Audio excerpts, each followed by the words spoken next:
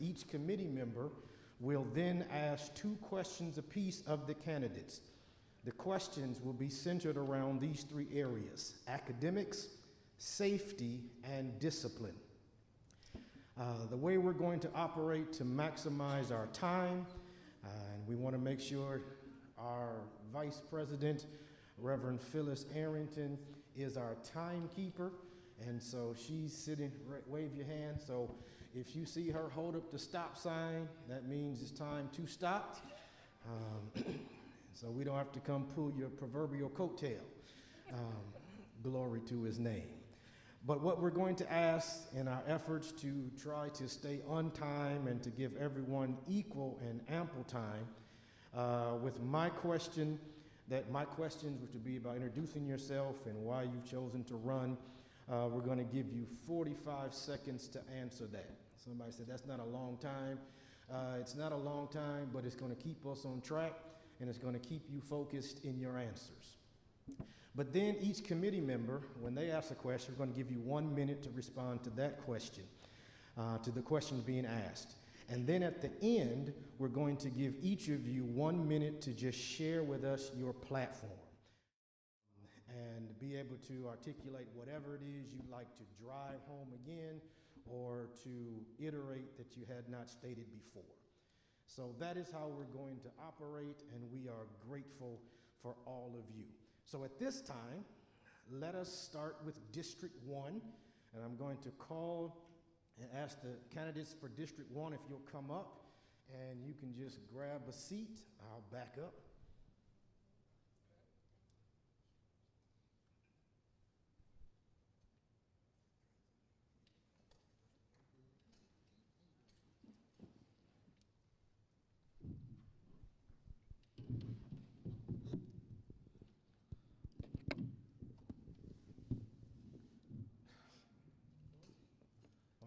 And I believe we do a mic. All the microphones are on. Thank you.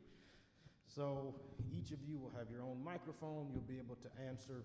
We're going to read the question, and then each of you will have a chance to answer it. Then we'll come back and move on to the next questions. The school board has the job of leading the learning process of Durham Public Schools. After giving us your name, please briefly state why you decided to run and what you bring to the table. The school board has the job of leading the learning process for Durham Public Schools. After giving us your name, please briefly state why you decided to run and what you bring to the table. And so we'll start with Ms. Chavez, then Mr. Fleming, and Mr. Christup. In that order. Thank you. Thank you for that question. Good evening, everyone. My name is Emily Chavez, and I use she, her pronouns. I'm running for District 1, and I am running because I have seen education from a lot of different sides over the years and over the course of my career. And I believe that schools should be a place where students can thrive in all ways, academically and overall in their sense of belonging and overall well-being. I am a former teacher in DPS as well as other schools. I have been in administrative roles for the last 9 years in education, have worked with a DPS budget committee, and I am a collaborator and a bridge breaker.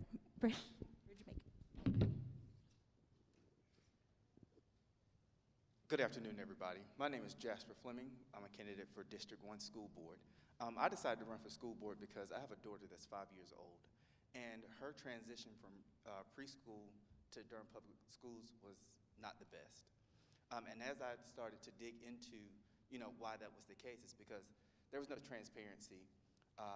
There were a number of parents that wanted communication from the schools that weren't getting that, and I felt that I would be that person to bridge the gap for those individuals and be a voice for the voiceless, if that makes sense. Well, I'm sorry, not makes sense, but want to be that individual.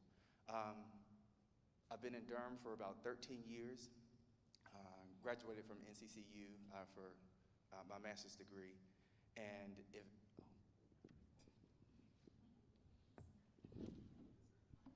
Good evening, everybody. My name is Curtis Rischuk. I'm running in District 1.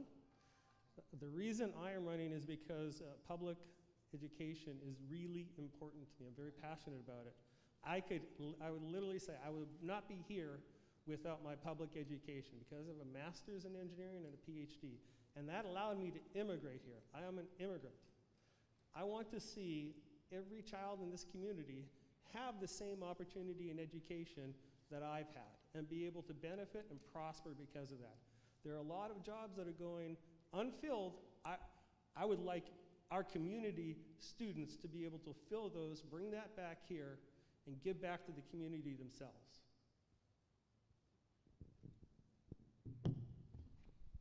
All right, thank you very much.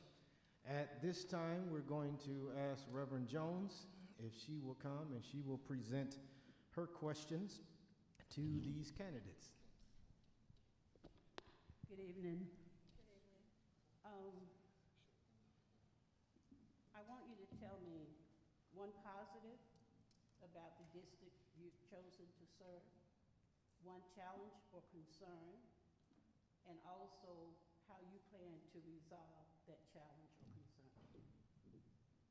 One positive, one challenge or concern, and how do you plan or what strategy do you have to solve that concern or problem?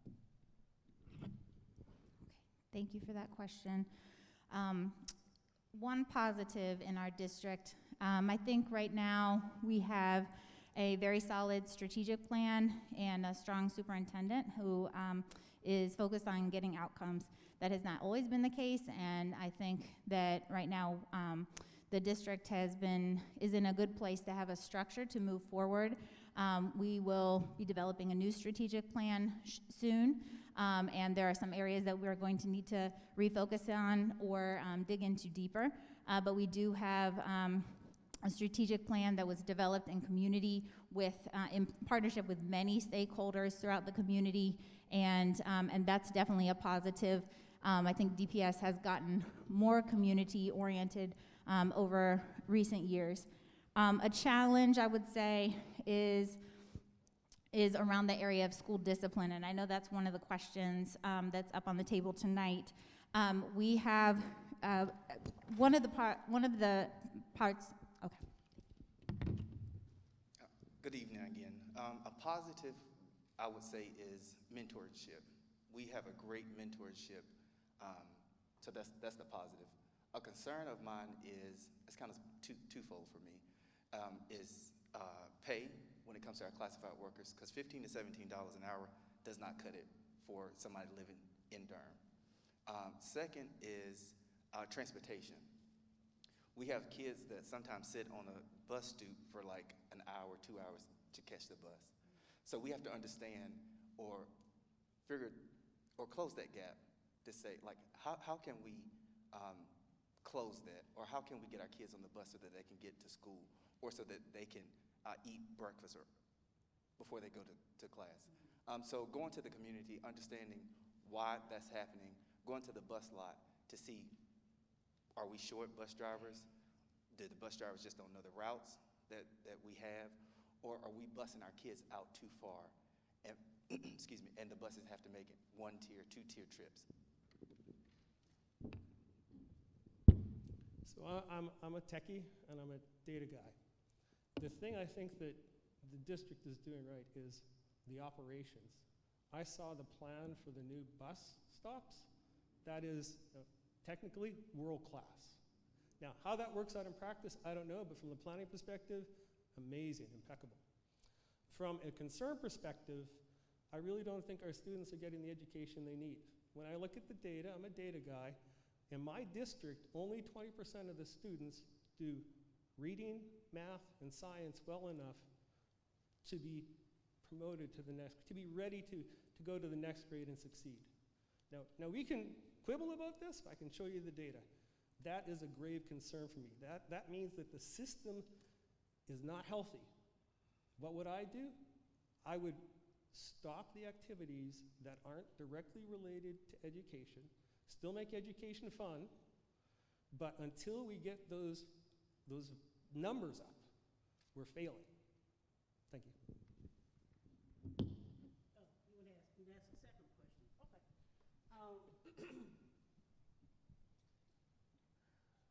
The proficiency rate. Oh, I'm sorry. The proficiency rate and the ready for college and career percentage for Durham Public Schools is somewhere around 40% or less, maybe. Yet the graduation rate is like in the 80s, 84, 85%, okay, with a target of 90%. I think that's the problem. Do any of you see that as a problem? Less than 40% proficiency rate, 84, 85% graduation rate with a target of 90%.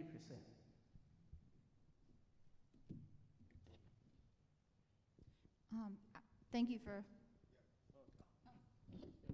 Thank you for asking that question. There's obviously a problem, right? Because students are being passed from grade to grade, which means but they aren't ready, which means there's a deficit there. Even though they're graduating, there's a deficit they need to make up. We hear stories about students who graduate needing to take remedial math to go into the technical institute. What 17 or 18-year-old boy wants to take remedial math and tell his friends that just so he can become a plumber or even go to college? This is a big problem. I would have to agree. Yes, it's a huge problem.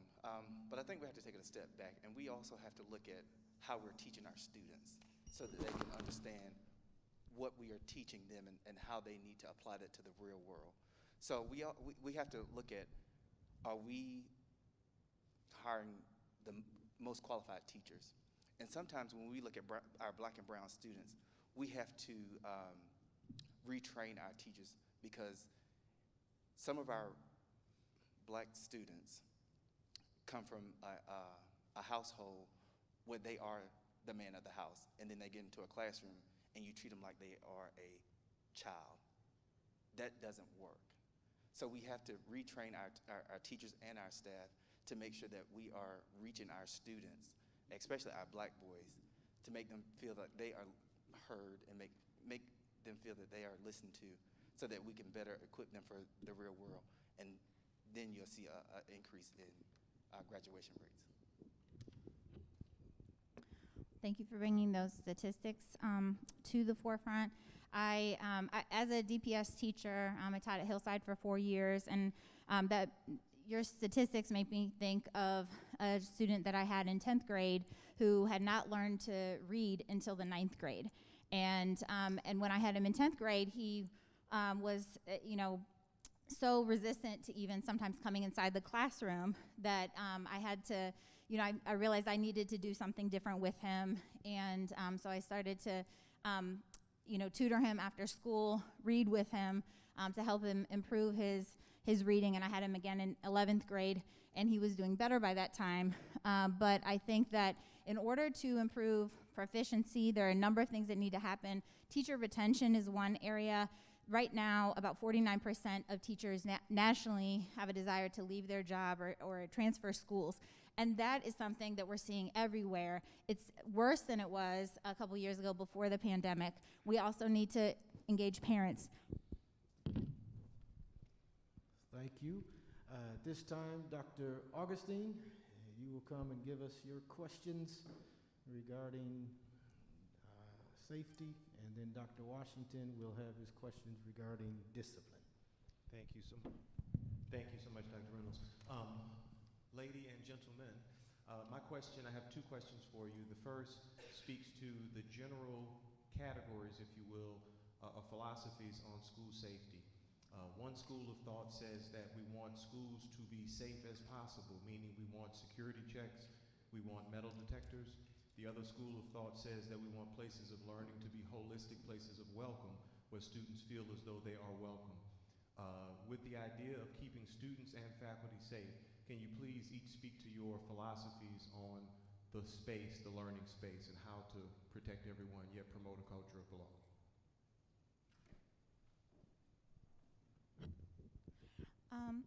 Well, thank you for that question.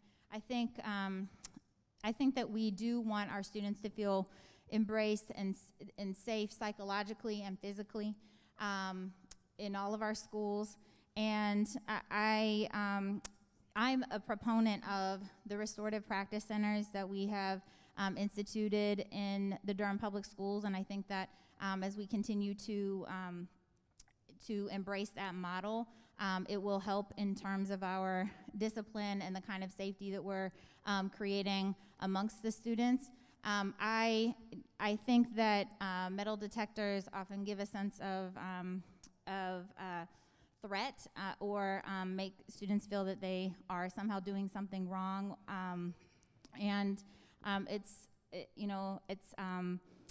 I think that's a concern when about close to 80% of our students are students of color in Durham Public Schools. But I think that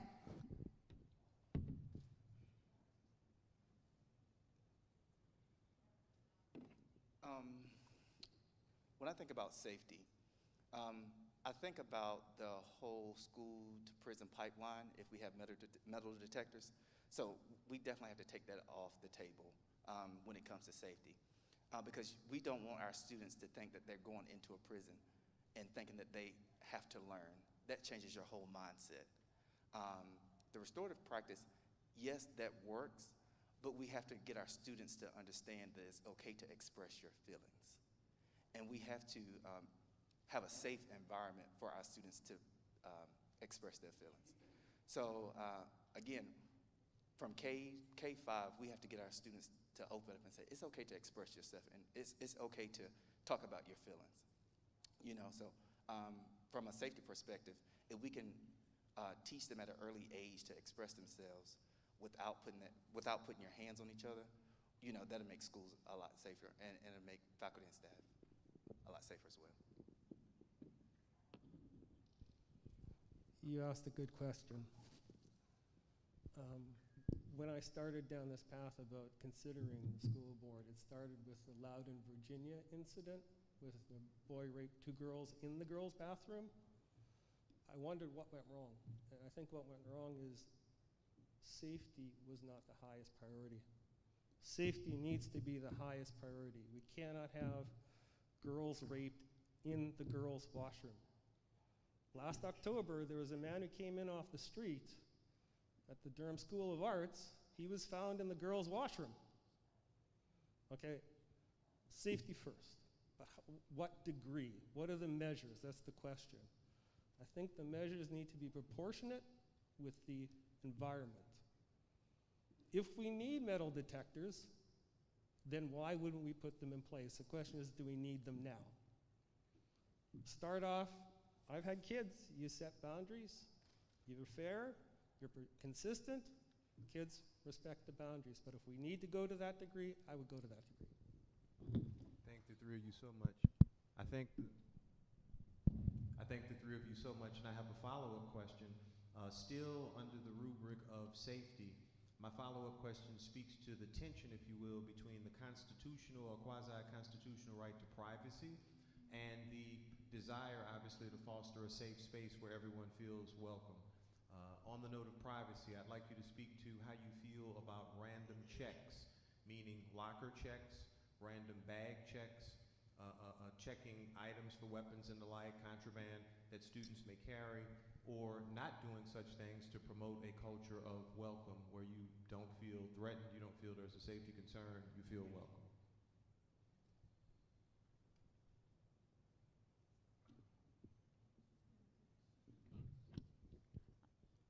So I'm thinking back to, as a teacher, seeing those random checks happen with the drug dogs and everything. I think that it's important to respect students' privacy. They are human beings, and they need space.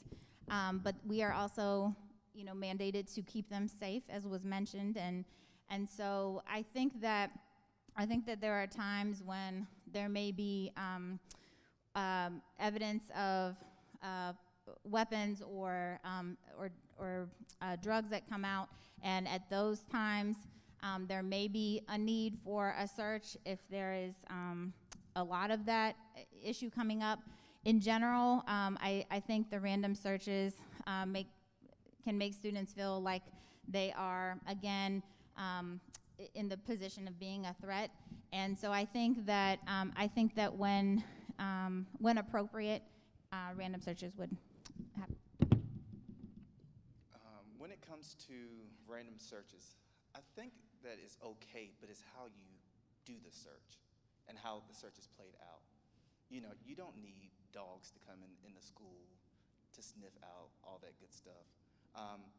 You have a basic locker check. At least when I was in school, they had a basic locker check. And if there was a student that had something in their locker that shouldn't have had in their locker, you politely pulled them out of class and you had a conversation with them. You don't immediately attack them, you know? And I think that's kind of sort of some of the problem today. We're so quick to attack our students and not understanding their background or their circumstance, you know? Because that book bag or that locker may have been their older brother or older sister that was doing something that they had no business doing. So it's all about communication and how you follow suit, if that makes sense, when it comes to locker checks. I want to say thank you. I'm sorry. No problem. I am against random searches, but I am for searches with justification. Right? There should not be random searches. There should be searches that are based on some sort of evidence or background. I think it needs to be done with discretion. It needs to be done with respect. And I think the community might understand that if they know that there is somebody who's carrying or packing, and they shouldn't be, right? Because how can you learn if you don't know what's going on behind your back and you're turning around looking? So we need to provide a safe environment. We need to be proportional in our response, and we need to start at a low level, and we need to make sure that people who are doing it are well-trained for the community and sensitive to the community. Thank you. Thank you, and I want to just say thank you to the three of you all. I'm going to tender to my colleague, Dr. Washington. Thank you. Good evening, and thank you for participating. Let me begin with this question. At one point, in the life of Durham Public Schools, the U.S. Department of Education's Office of Civil Rights was monitoring DPS. Out of that came a resolution agreement that ended federal investigation into school district's discipline practices. The complaint was that African American students and students with disabilities in DPS were suspended more frequently than their peers in violation of federal anti-discrimination laws. Questions: are you familiar with that complaint?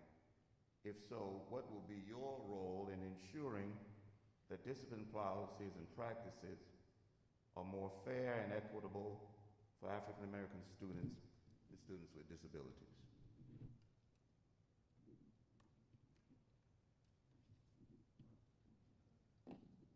Thank you for that question. And no, I'm not familiar with that, but I do know that there are a number of cases where Black and brown students are expelled or suspended at a much higher rate than our white counterparts or white students. And again, you have to understand your students, you know, and you have to understand that their background. Okay, but what are you going to do to ensure that was the follow-up? What are you going to do? And I know to ensure that those discipline policies and practices are fair and equitable. That's what we want to get to. Oh, what will I do? First, go to the schools and communicate and have conversations with the different principals and assistant principals, and also have conversations with the parents to see, you know, why is this happening? What is going on? Because we have to put a stop to that. Because all our children should have the same opportunity. And again, just communicating, going to the schools, making sure that policies are followed from A to Z when it comes to our black and brown students, as well as our white students.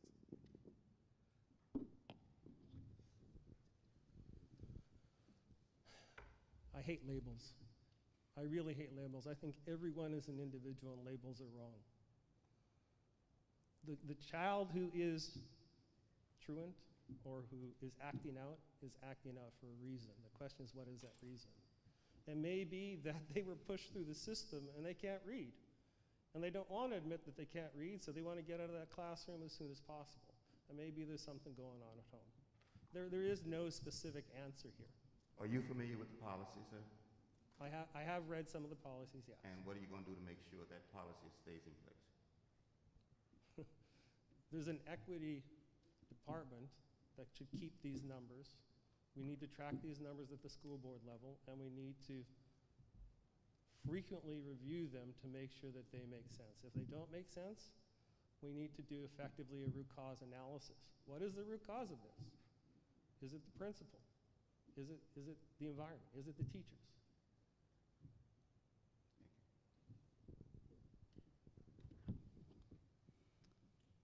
Okay. I have heard of this complaint. I have not read the details of it, so I appreciate you bringing it up. What would I do? I am very passionate about addressing disparities, racial disparities in discipline, and also for students with special needs. Right now, about a quarter of our students in North Carolina are black, yet black students represent a little over half of the suspensions in North Carolina. And nationally, black boys are 4 times more likely to be suspended than white boys. So this is a national issue, and it's an issue we need to address here. I would, again, strengthen the restorative practice centers and the restorative justice model through making sure that there is implementation of that full policy. Support the equity policy developed by the Office of Equity Affairs, which includes training, implicit bias training for teachers, and also evaluate appeals processes when students are disciplined. Thank you.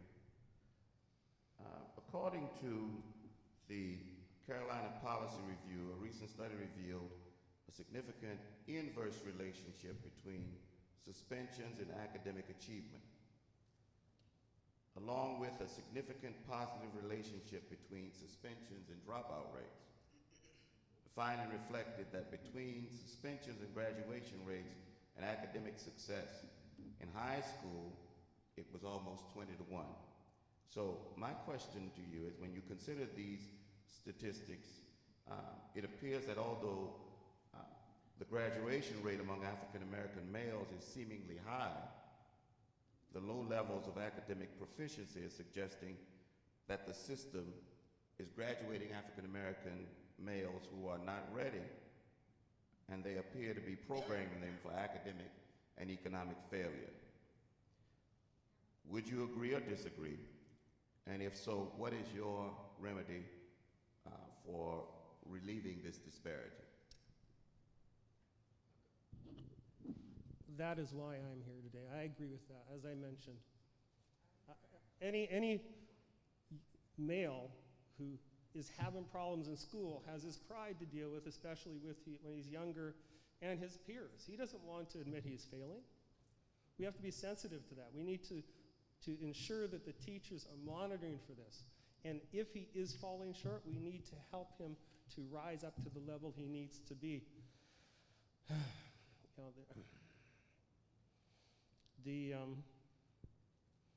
Lost my train of thought.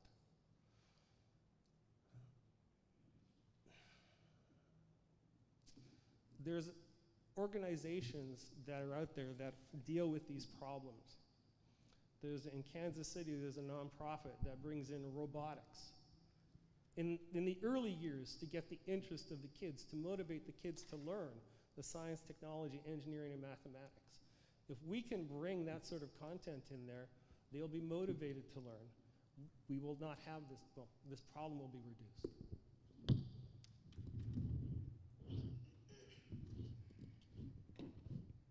Could you repeat the question? Not all the statistics, sir, but just the question.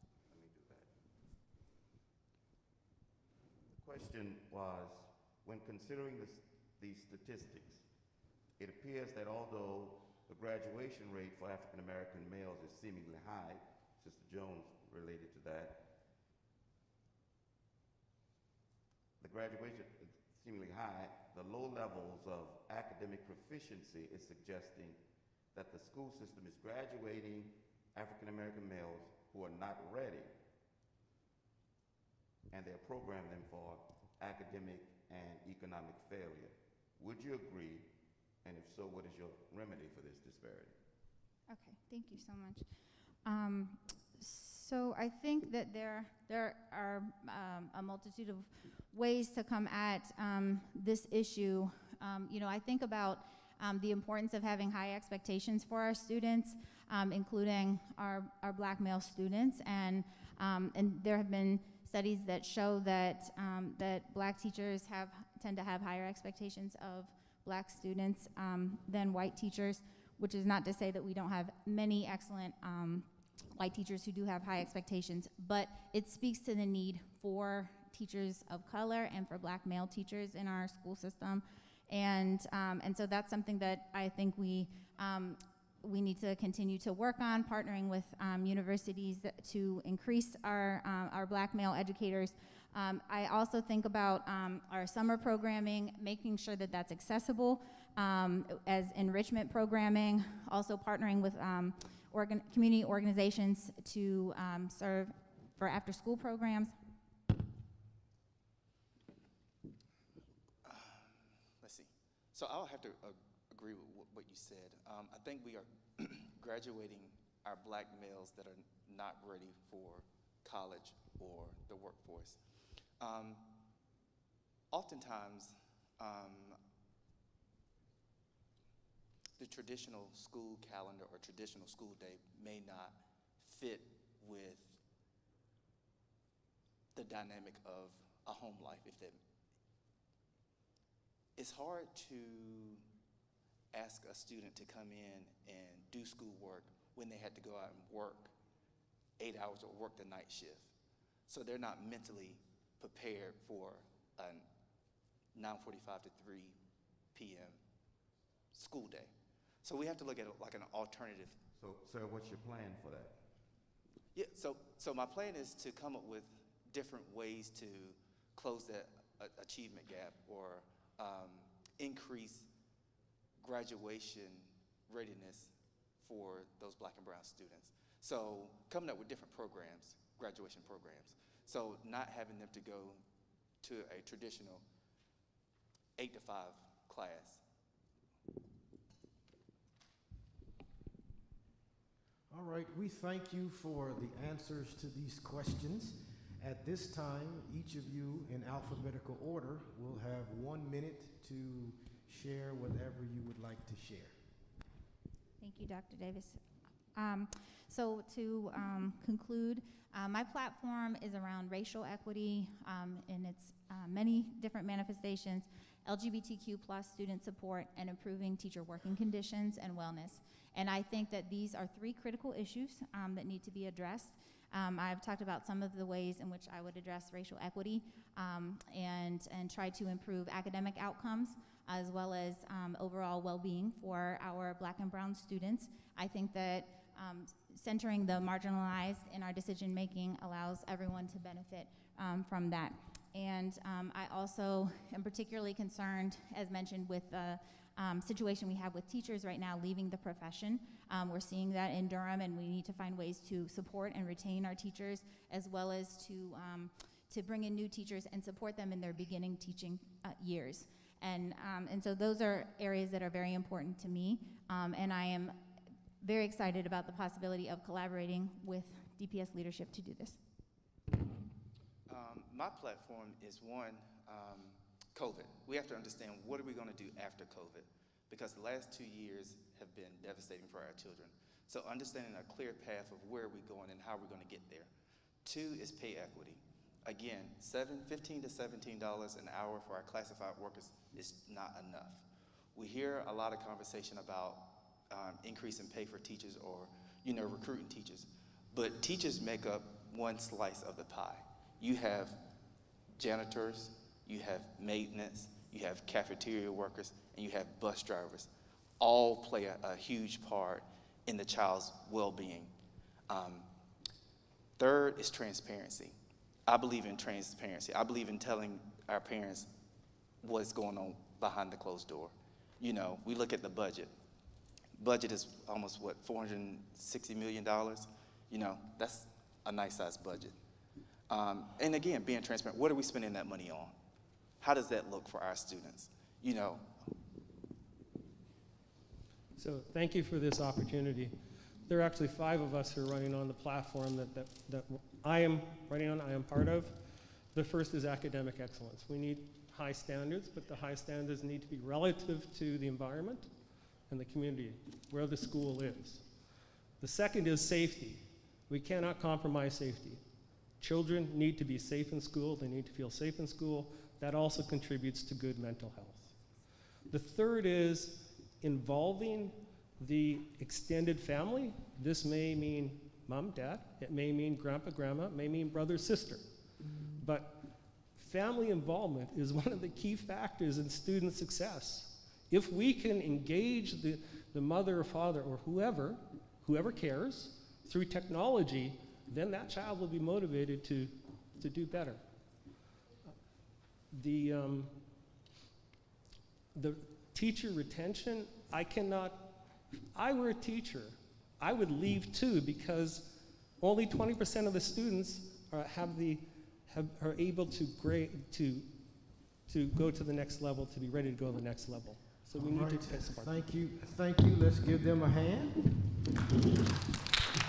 At this time, District 2, candidates can begin to come up.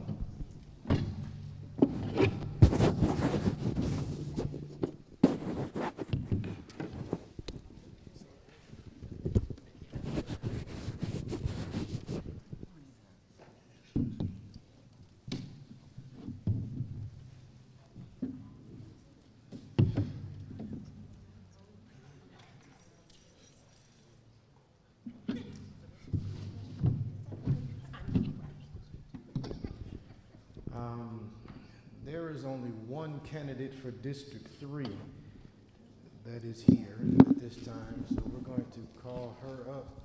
We'll do come on, we'll let you come up at this time. It's the same questions. You can come up, expedite it.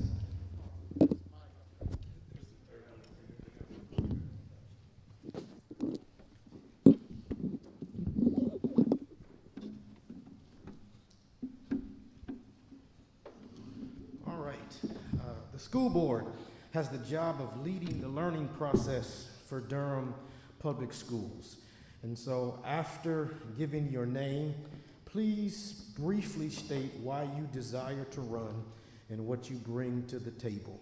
And then we will move into our questions as we did before. In alphabetical order. Good evening, everyone. My name is Bettina Umstead. I'm the current chair of Durham Public Schools Board of Education, and I'm running for re-election. I believe education can transform the outcomes of our students. I've seen that be realized when I looked at my parents, who were first-generation college students themselves, when I spent 10 years working at a community organization, Student U, helping students on their journey to and through college, and I watch it be realized when I go to high school graduations and see our students in DPS graduate as well. We need consistent and steadfast leadership who's going to focus on education. I come from an education background, and I know that I can bring that to our table to make sure our students have what they need to succeed. Good evening, everyone. My name is Donald Hughes, and I'm running for Durham School Board District 2. I'm a native of Durham, and I'm a product of the public school system. I graduated from Hillside High School, went on to the University of North Carolina at Greensboro, where I earned a bachelor's degree in economics. I came back home and earned a master's degree in public administration from the North Carolina Central University, the greatest institution in the land. And I worked for about 10 years in communications and political advertising, 6 of those in Washington, D.C., serving the mayor of Washington, D.C. I returned home because I also believe in the power of public education to transform lives and transform communities, because I am the product of the public education system. But simply put, I'm running for Durham School Board because of these statistics right here on this piece of paper. For the entire time that my opponent has been in office, I just want to say that black students have been failing 34% proficiency. Thank you. Hello everyone, good evening. My name is Gaya Rajaraman. I am from India. I migrated to America 25 years ago. I am here living my American dream because I was very fortunate to have gone to a public school system in India that gave me high quality education. I believe in high quality education. Lots of big brains that migrated to America, Google CEO, Microsoft CEO.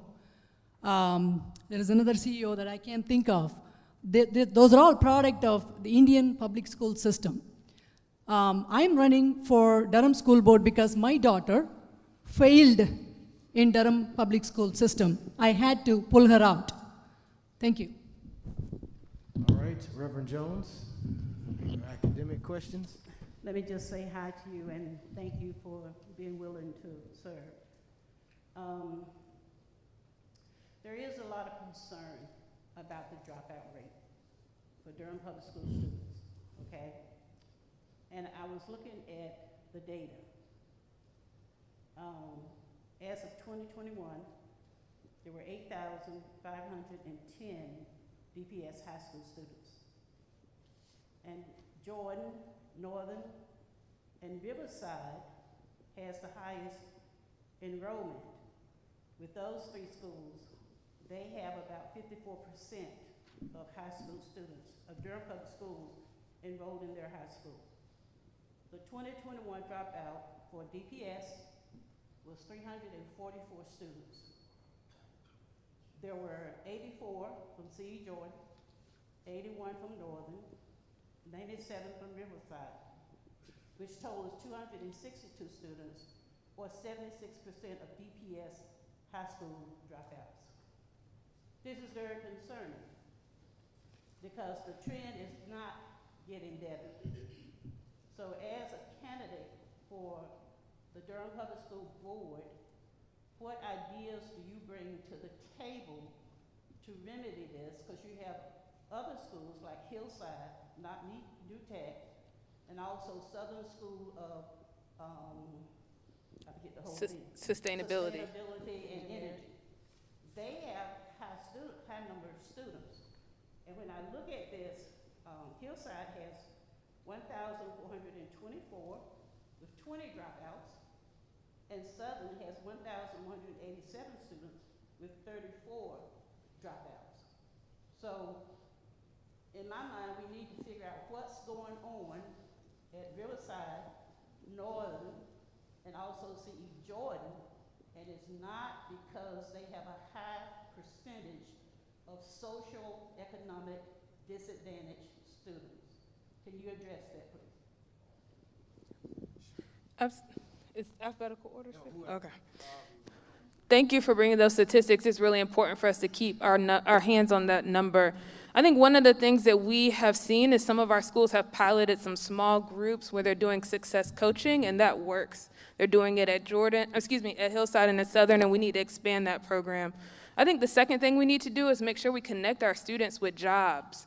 A lot of our students, anytime you get to a junior and you're not sure what's happening next, they're going to work.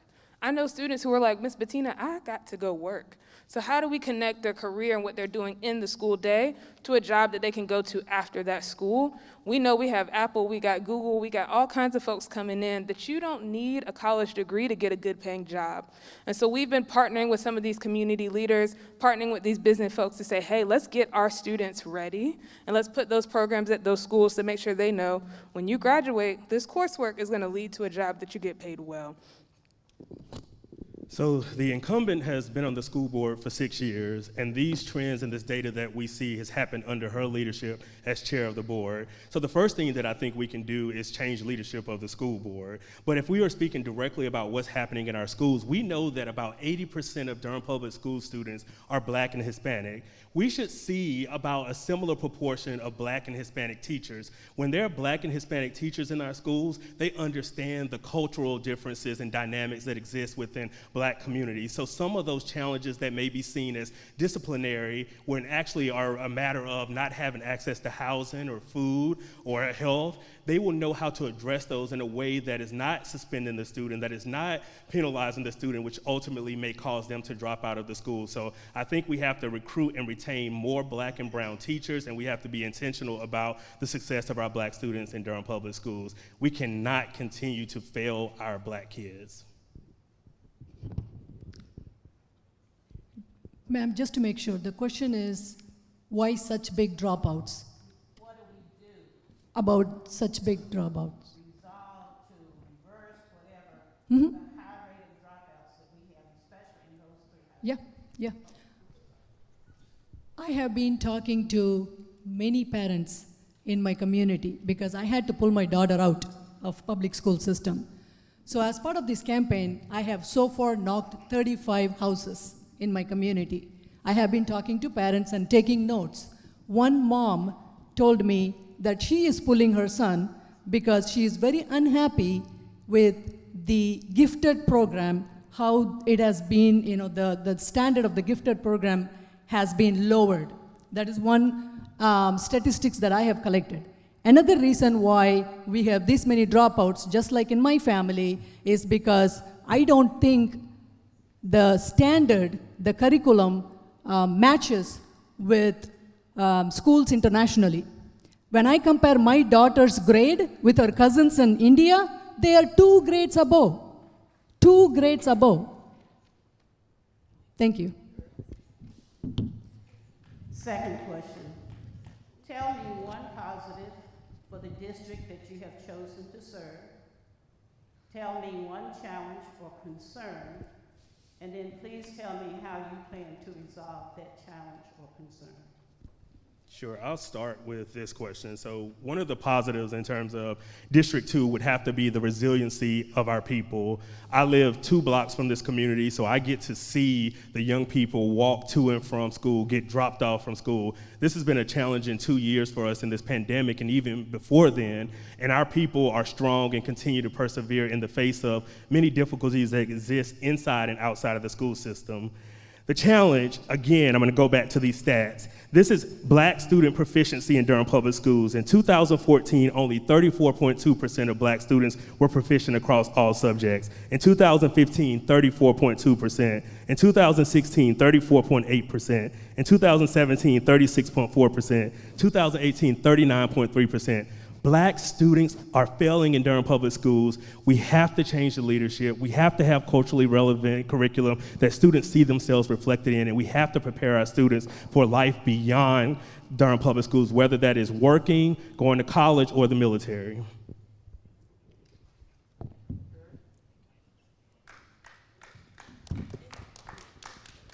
The positive thing about our public school systems is this. My son goes to a magnet school. I just attended theater performance at the school. The creativity, the expression, the amount of hard work these children have put, it was mind-blowing. Art in DPS, top-notch, in my opinion. Issues and concerns, again, education. Education is very important to me. Without education, I would not be here in front of you, talking to you, living my American dream. I do not believe that we have a really good education in Durham schools. What are we going to do about it? We have to make sure that we keep the skilled and seasoned and experienced teachers from leaving. I have been talking to my community. I have talked to 2 teachers so far. One teacher said she left because she was teaching 4th grade science class. She did not have any resources to teach her 4th grade science class, so she left.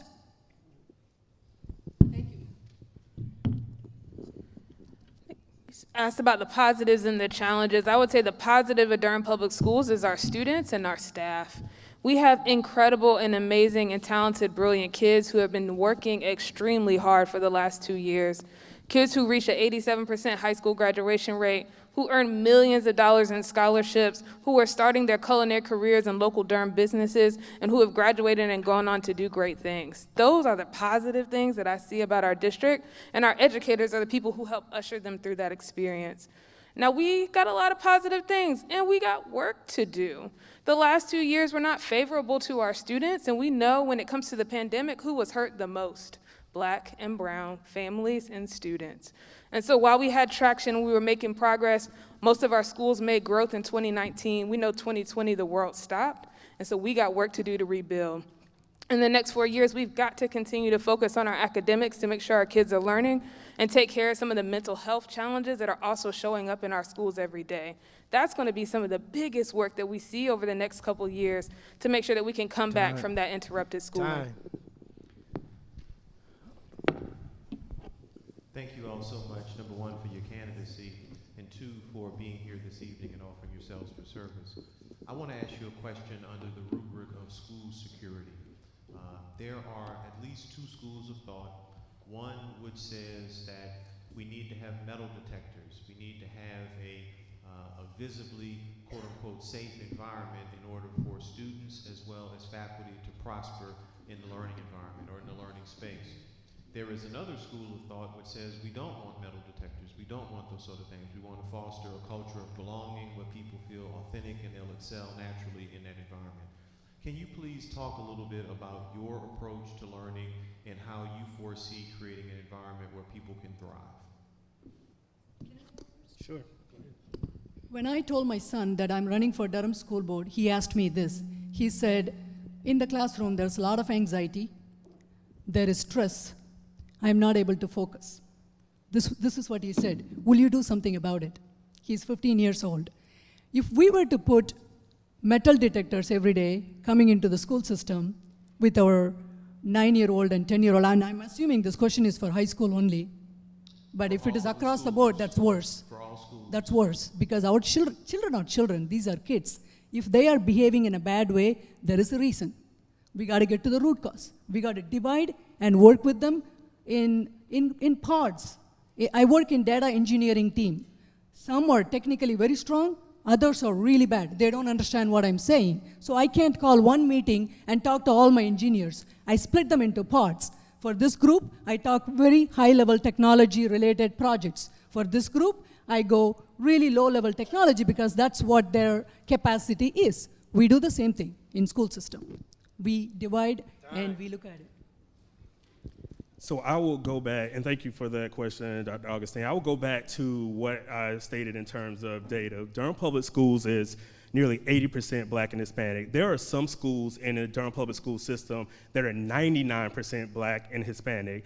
Our students have to see leaders and teachers and administrators that look like them and reflect the cultural diversity that they represent. I talk passionately, and sometimes that gets me into a little bit of trouble or folks label me as confrontational or adversarial. We have students like me who talk passionately, and if a student or a teacher, doesn't understand their cultural background, they may be seen as a troublemaker. They may be kicked out of the classroom. We know that that is happening. So if we have teachers and administrators who understand our students and their lived experiences, then I know that we can reduce the amount of need for officers and metal detectors in our schools. So I am not a fan of metal detectors. I do believe that we have to have school resource officers, but they should play a role as mentors in our school and not penal. Thank you. Thank you. I appreciate your question. I would invite us to consider what parts of both work for schools, right? Both sides of this school of thought.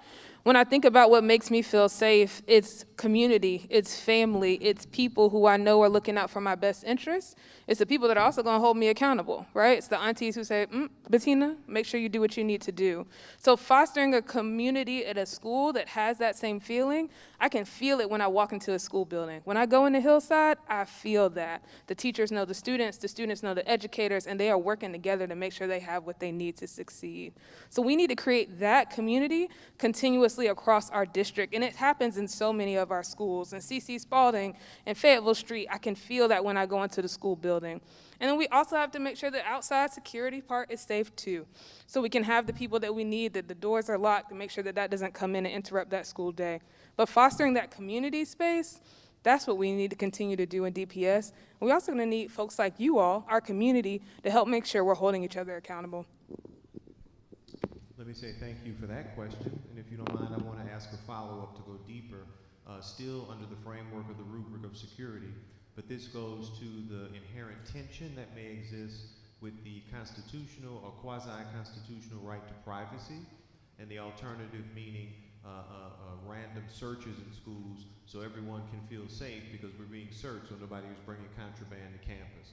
By contraband, my question presupposes people may bring guns, people may bring drugs, but the heart of the question is, how do you feel about random searches opposed to not having searches in schools? I'm happy to start that off. I am not a proponent of random searches. I think that we should utilize our administrators and our school resource officers in order to respond based on the evidence that they have. If our administrators and our teachers and our school resource officers are connected to our students, they'll know when we have those challenges in our schools and when they need to seek out individuals who may be bringing contraband into the schools. I'm going to say this, and it may not be the most popular thing to say. Again, the incumbent talks about what she will or wants to do. You've had 6 years, and we have another incumbent who's been on the board 12 years here. That's more than enough time to have realized some results. We can talk all day and night about these theoretical ideas we have for improving our school system, but the data will not change. Our students are failing. Black and brown students are being mistreated in Durham Public Schools, and we have to have board members, because as a board member, we can't go into the schools and behave as the principals. We provide oversight for the administrators. So we need active board members who are going to advocate for our community and hold the school leaders accountable.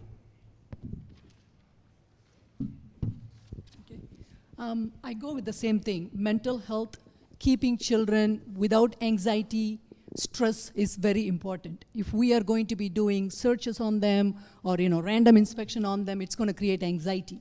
It's not going to help them to concentrate in their homework and assignments and projects, everything that they should be working on in the classroom. I am not for random searches, inspection, and all that anxiety-related things, but like this gentleman here said, when I get on the board, I will be open to discussion, because this is new to me. Just with any job, this is a new job. So when you get on a new job, you research, you analyze, you debate, you bring discussions and policies to table, and then we make decisions. Yeah, thank you. Thank you. I want school to be places where kids want to come and learn and grow. And so I do think having metal detectors and random searches become places where kids don't necessarily want to be. Now, I think we got to make sure, though, we keep kids safe. So we're listening and we're talking and we're in community with students. And students can report when something is happening, when they have a concern. I think there is a concern, and we need to do what we need to do to make sure the school building stays safe. But again, building a strong community in that school building where teachers know each other, they know their students well, they can tell when a student walks in the building, something is off about this student today, so let me check in with that student and see what happened last night. That's the work of public school education, and it's happening in our buildings every single day. And as we continue to build that strong community, I know that the community will take care of each other and keep each other safe. I want to say thank you to the three of you all again, and I'm going to tender now to my colleague, Dr. Jerome Washington. Let me join in my thanking you for being here. You heard my question regarding suspension and academic achievement, along with the suspensions and dropout rates.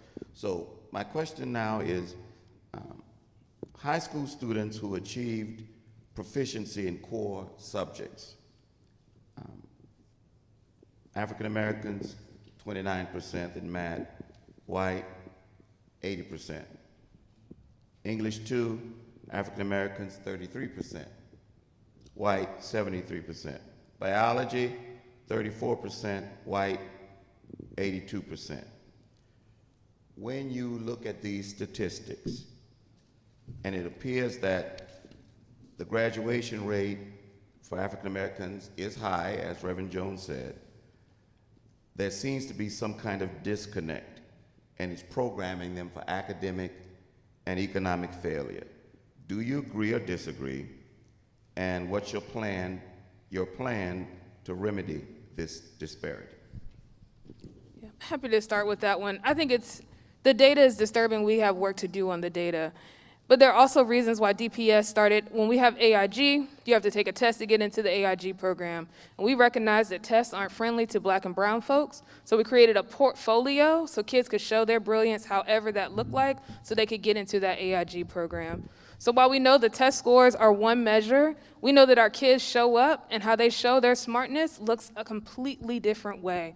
And oftentimes, it's a very different way. So sometimes it's the bubbles on the test sheet, but oftentimes it's a project, it's a hands-on experience. And so we're connecting kids with those hands-on experiences in our schools every day. Our Skills Trades Academy at Southern is helping kids learn how to build. They're using their hands and their skills to be able to learn that. Our culinary program students catered our dinner last week. So our kids are learning and they are growing. It might not always show up on that standardized test, but we still need to make sure that they're doing a good job on the standardized test and they graduate with the skills they need to succeed. If you don't mind, sir, because there's a continuity here. Can I go next? I would just like to address Okay. that. We'll go down the line. Thank Okay. you. So the first step of recovery is admitting that there is a problem. And the incumbent cannot admit that those scores and that data is deplorable. There is no reason that 66% of Black students in Durham Public Schools should not be proficient. There are some basic competencies that we all have to achieve to be successful in our community. And I know that there are some cultural things that we have to deal with and we have to support our young people, but to say that this data that we have here does Sir, not tell— what's your plan? Oh, so, well, one, we need to address, that's the reason why I'm running. So if I'm being frank, the plan is, again, to replace the leadership on the Durham Public Schools Board of Education so that we have strong leaders who are going to hold our superintendent and our administrators accountable. But more importantly, hire and retain Black teachers, recovery academy so that we have more instructional time so that our young people who have suffered academic losses due to the pandemic can reverse those academic losses, leaning on our community college, North Carolina Central University, and retired teachers to come into our school systems to help the teachers who are overworked and burnt out, and then finally engage in our community. Community cannot be seen as adversarial to our school system, but partners. Do you agree, and what's your plan? Yeah, I do not agree with, okay, what's the question again? I'm sorry. That's why I wanted to go next.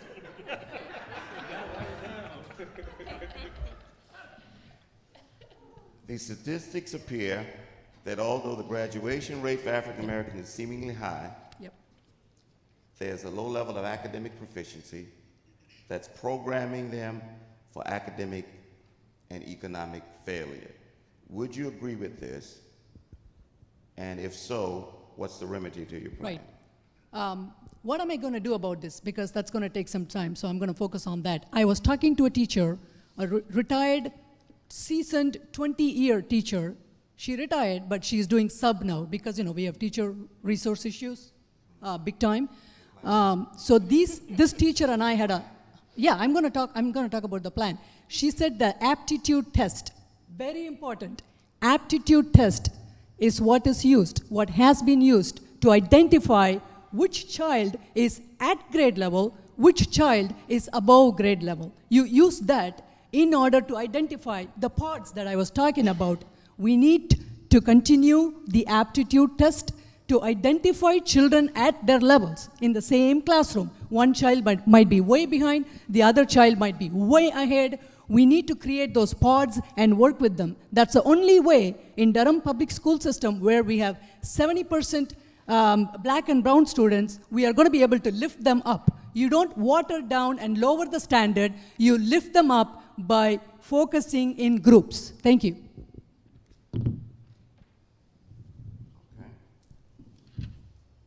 Okay. Earlier this year, DPS teachers, staff, administrators zoomed into a diversity, equity, and inclusion session to talk about the ways they eliminate racial disparities in Durham Public Schools. Historically, parents have complained that there was a cultural climate in DPS that treated minority students differently in regard to discipline in that school. how effective do you believe the recent diversity, equity, inclusion training held by DPS via Zoom was? And do you believe that there's a racial, cultural disparity in DPS? Happy to take that one. So yes, we have an issue in terms of racial disparities that exist within Durham Public Schools. All we have to do is look at the data and see the outcome to know that there is an issue there. But what I think needs to happen, and I've said this multiple times during this particular forum, is that with a school system of nearly 80% Black and brown, Black and Hispanic students, we have to have teachers that reflect that cultural diversity. A lot of what we are experiencing and our community is experiencing in terms of racial discrimination and issues of the like come because there are folks in the school system who don't understand the students that they are responsible for educating. So we have to do a better job attracting and retaining Black and brown teachers. Secondly, we have to be transparent with the data. When there is an issue happening in our school system in terms of a racial discrimination issue, it has to be public.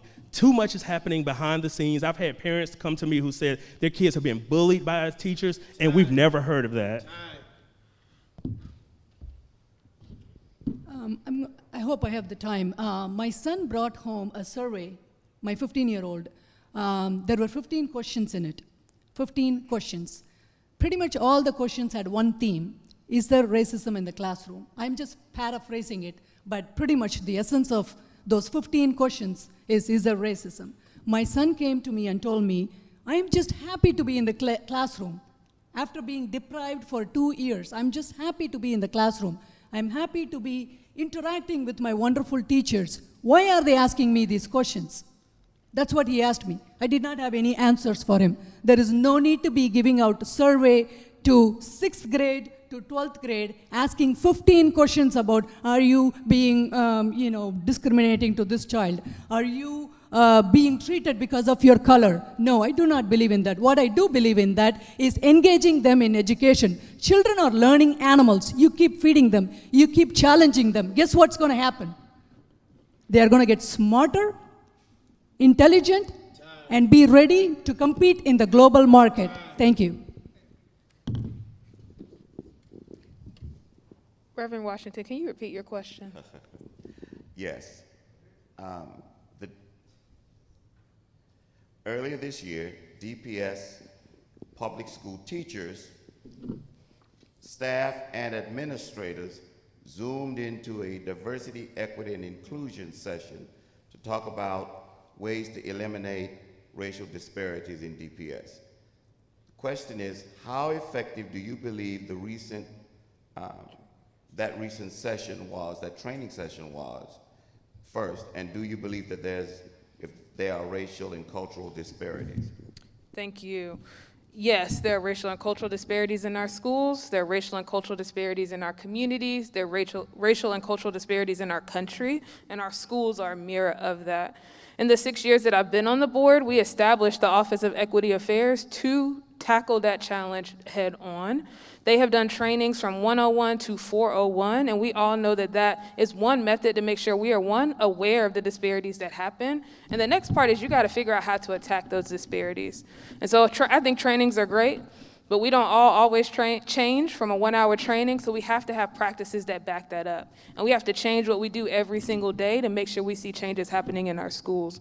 So some of the work that we need to do is make sure that training becomes actionable every day. So what practice are you doing as you're teaching to make sure that racial disparities aren't there? What are you talking about in your staff meeting to make sure we're talking about racial disparities? They exist, and they are real, and we have to talk about them. And so I've seen that change already in our school district. We didn't have these conversations 6 years ago. We're having these conversations today. We got to keep doing it moving forward. All right, thank you for the answers to those questions. At this time, each of you has 1 minute to share your platform, and we'll start at the end and work our way this way. Again, my name is Gaya Rajaraman. I believe in top quality education. I am a very busy mom. I run a very big team. So I have career-wise, I'm very successful, and I work long hours. I have a kitchen, I have to feed my family.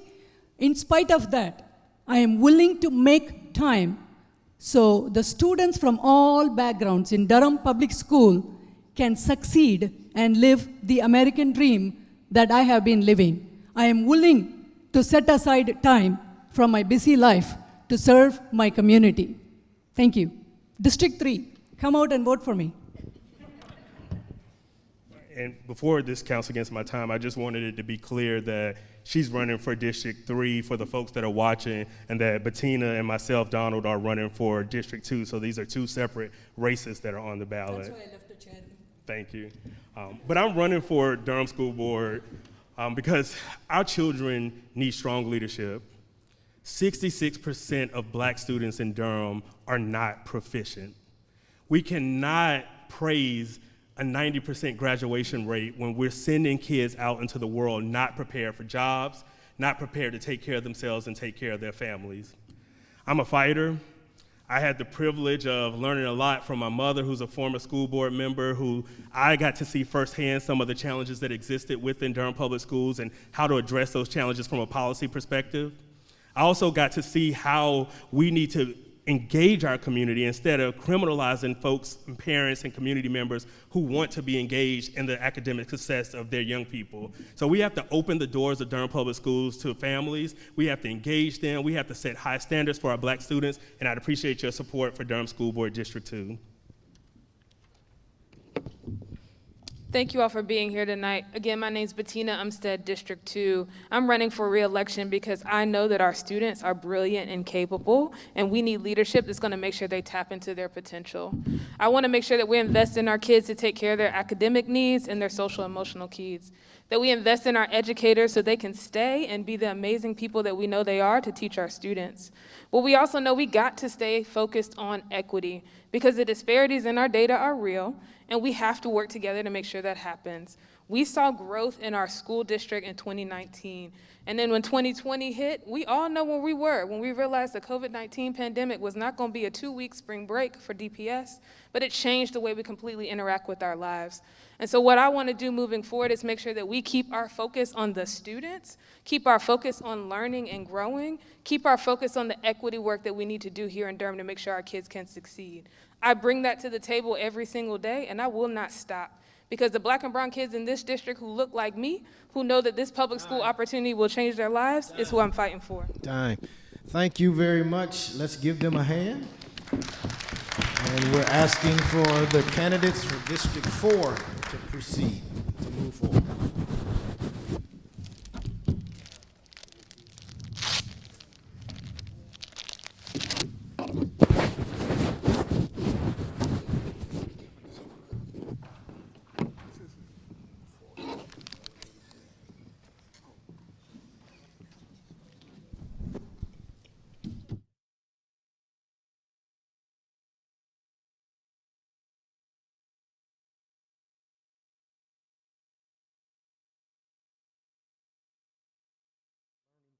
For Durham Public Schools. So after you give us your name, please briefly state why you decided to run and what you bring to the table. And we will go in alphabetical order.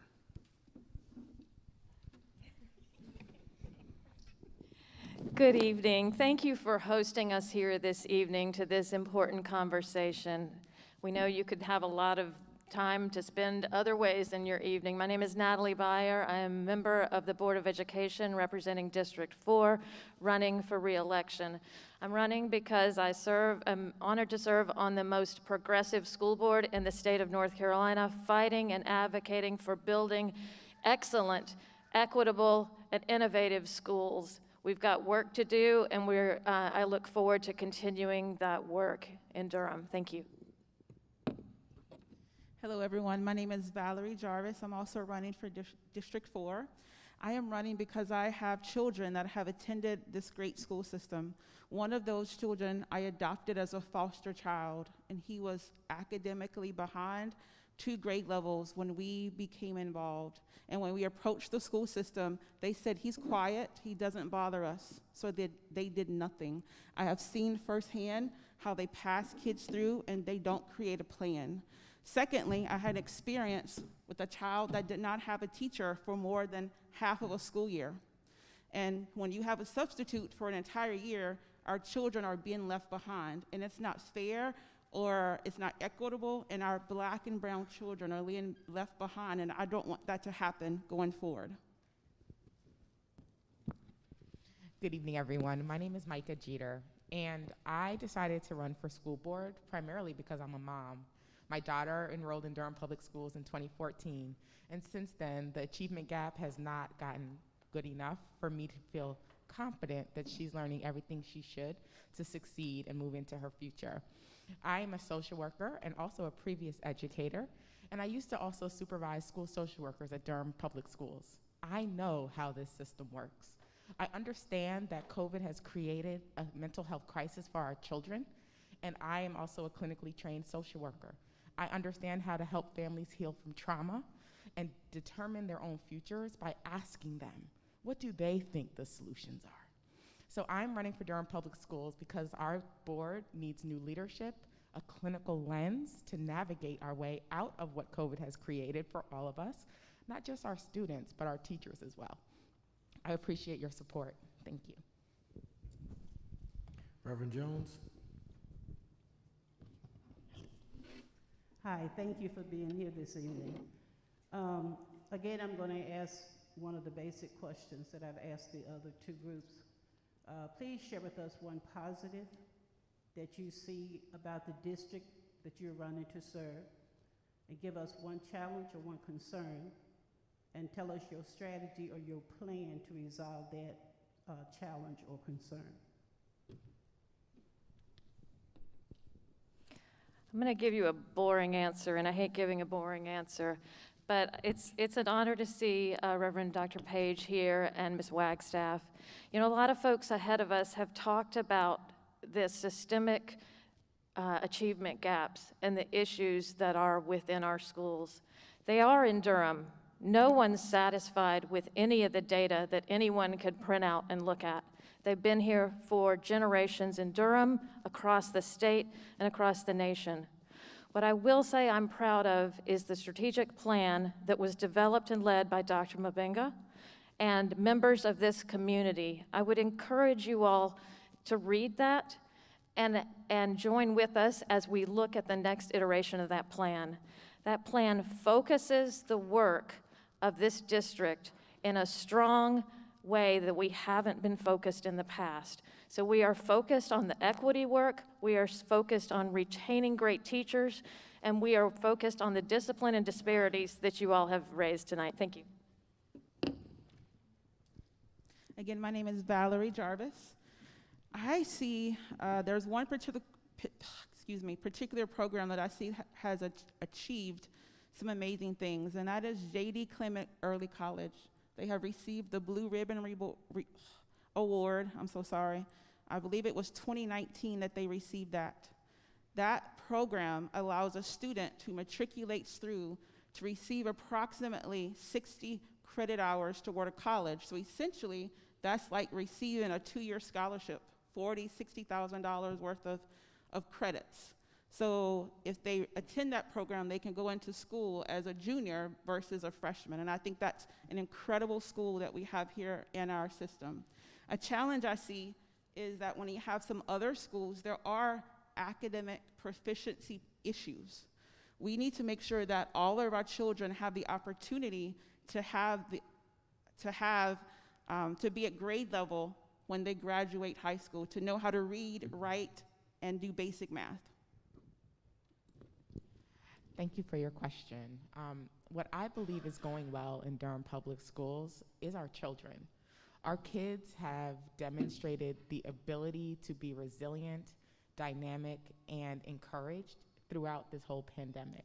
Of course, with the help of their parents and their teachers. One issue that I have some grave concern about is how we are responding to the mental health crisis that's created by COVID. Just this week, one of my daughter's friends tried to commit suicide in 7th grade. And so our kids are suffering, and our teachers are at a wit's end of knowing what to do. Our district has already done some social and emotional training with staff. What I believe our need is now is how to help them apply it and understand how to pivot and change their approaches to educating and motivating our students and figuring out ways to tap in and see what's happening with them emotionally and psychologically. Okay. My question two tends to be different for each group. I'm sure you noticed. Question two. According to the DPS strategic plan update, priority 3, the goal is to attract and retain outstanding educators and staff. By 2023, the goal is to reduce teacher and turnover rates to below 14.3%. The 2018-19 goal was 18.0%. The actual rate in 2018-2019 was 17.0%, so the goal was met. School year 2020-2021 was referred to as the year of resignation for teachers. I recently talked to a pre-K teacher, and another goal for the strategic plan is to have full-time instructional assistants in pre-K through 3. I recently talked to a pre-K teacher. Her assistant was pulled in December and has not returned to the classroom. How do we fix that? So thank you for your question. What I will start off to say about teacher retention is that a lot of folks will pivot to salary, right, and compensation and think that increasing pay then results in increased job satisfaction. I've been in adult training and learning for some time, quality improvement, and that's not always the case.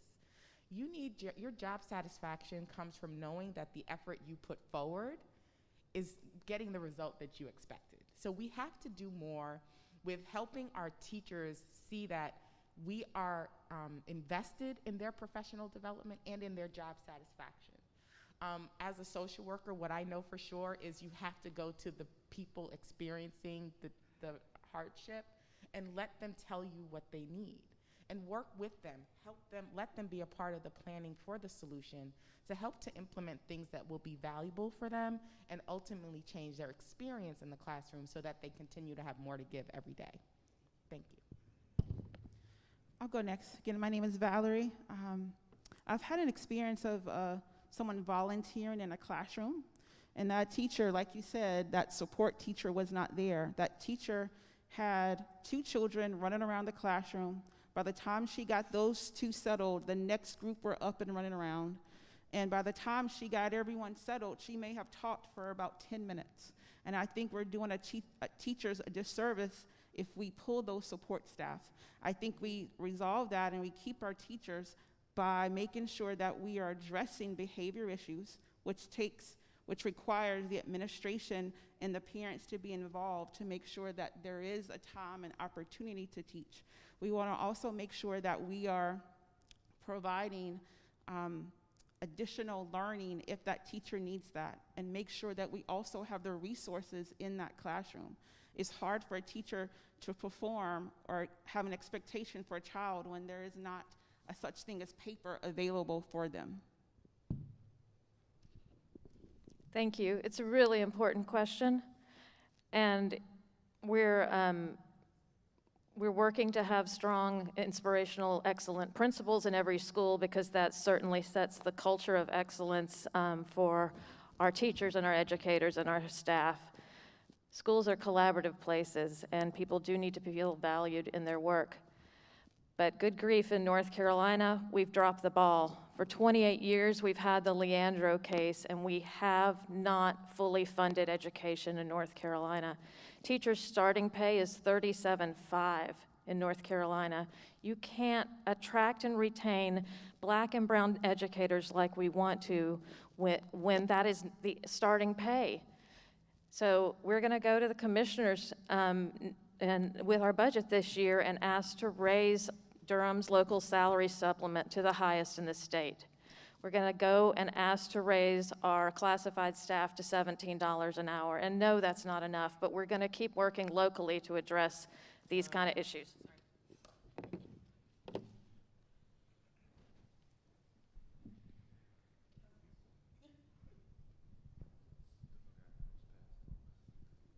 Thank you so much for each of you for holding yourselves out for public service.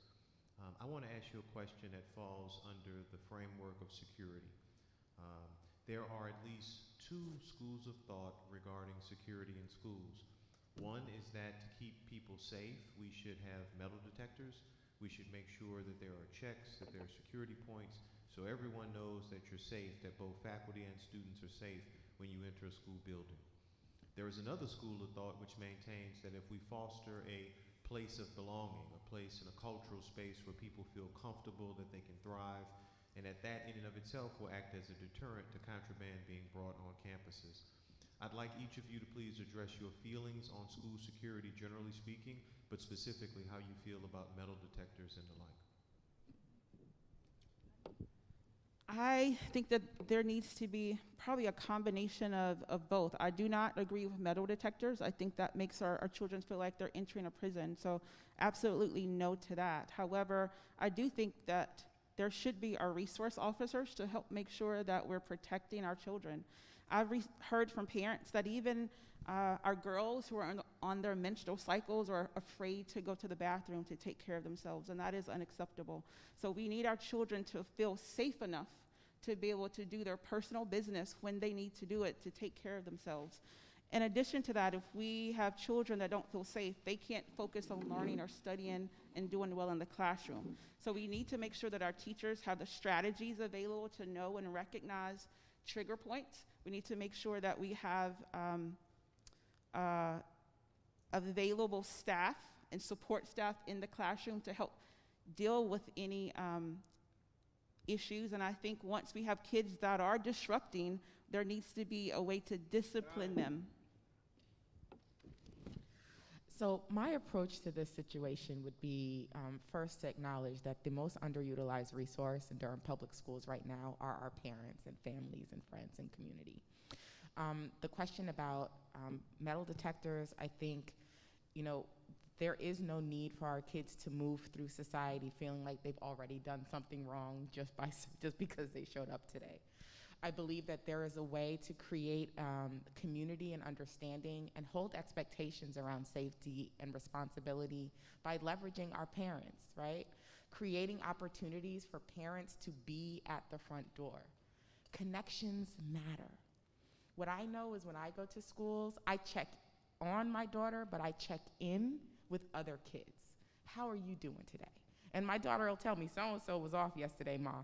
Okay, when I come to bring you lunch, I'm gonna check on him and just let him know that he's seen and I expect excellence from him. We as a community can change the projection of our students.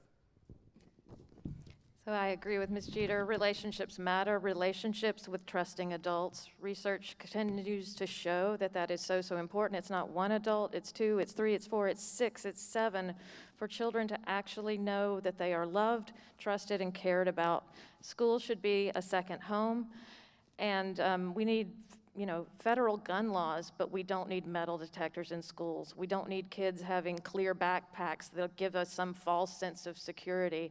When you don't want metal detectors at your church, you don't want metal detectors and dog sniffing at your church or in the grocery store. You just want children to be able to trust adults and share any risk factors anonymously with those adult relationships that are trusting and there to care for them. Thank you. Thank you, three, so very much. I want to ask a follow-up question which really flows directly from the initial question. The follow-up question speaks to searches, random searches. Sometimes students have been known to bring contraband into schools, and by contraband I mean either drugs, weapons, and the like. How do each of you feel about random searches of lockers and/or backpacks? I think they should be limited to extreme instances where there's a tip or a reason that they the principal believes that there's some extreme risk. I don't think that bringing that into schools makes anyone safer.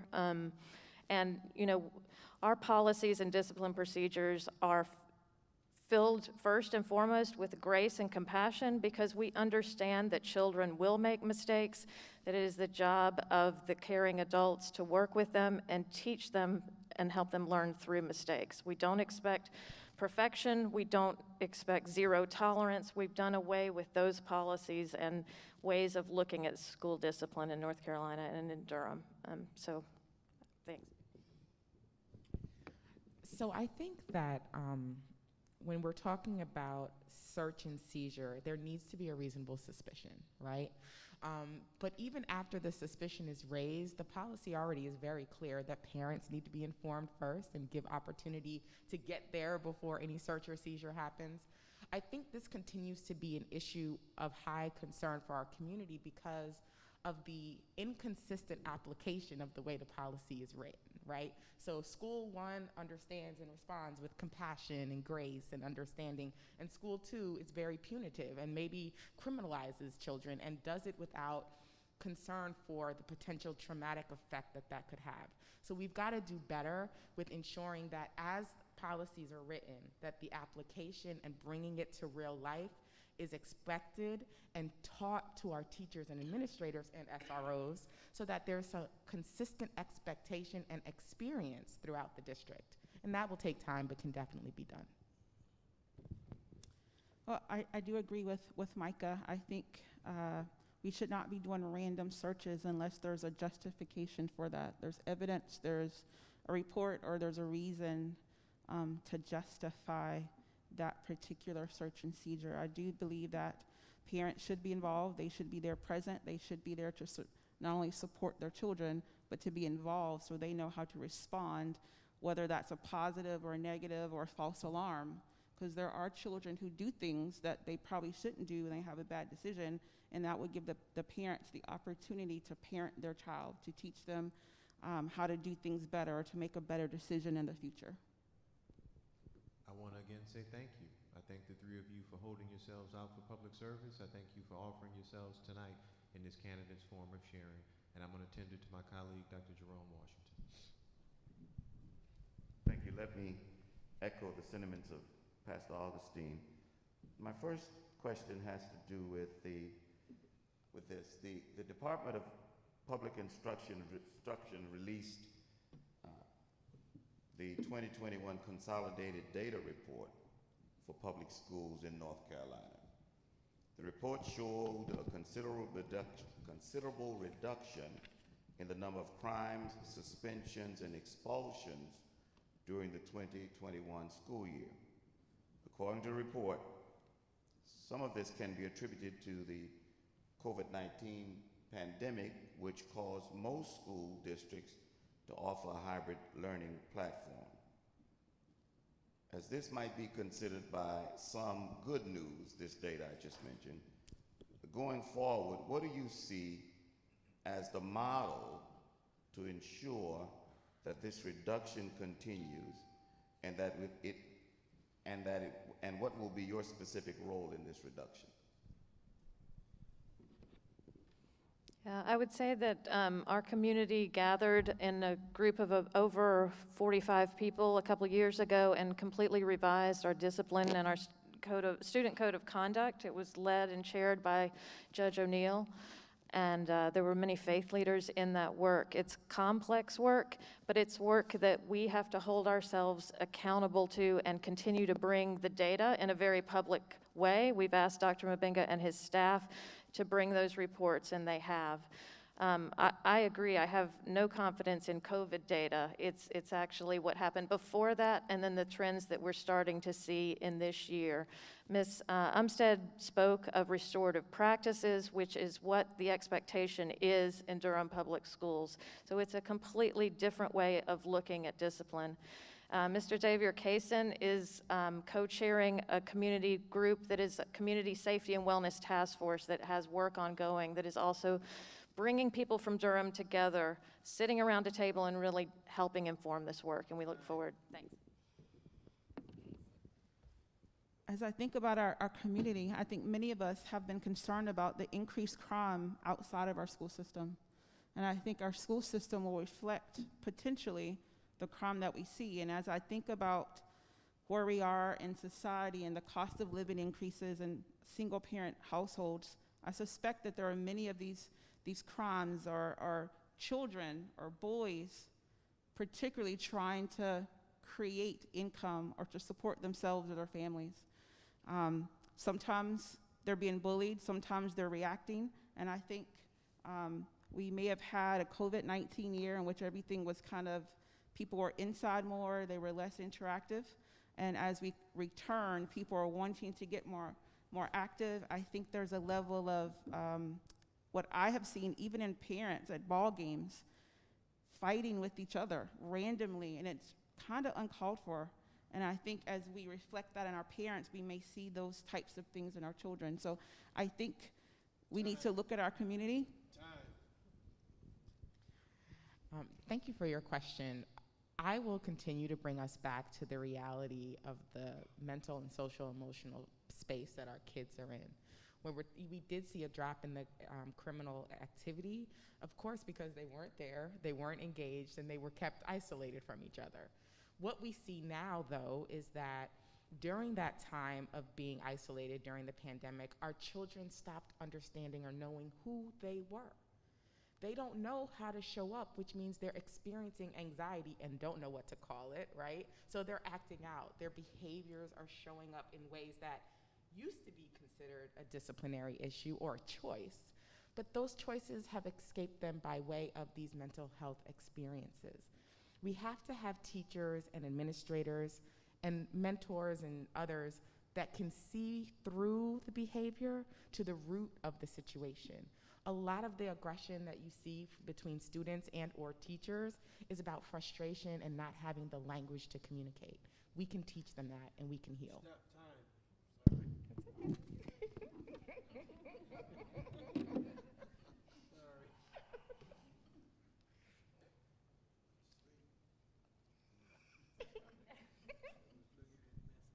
On both counts, you're correct. The IMA was involved in helping to rewrite the Code of Conduct, the strategic plan, those kinds of things.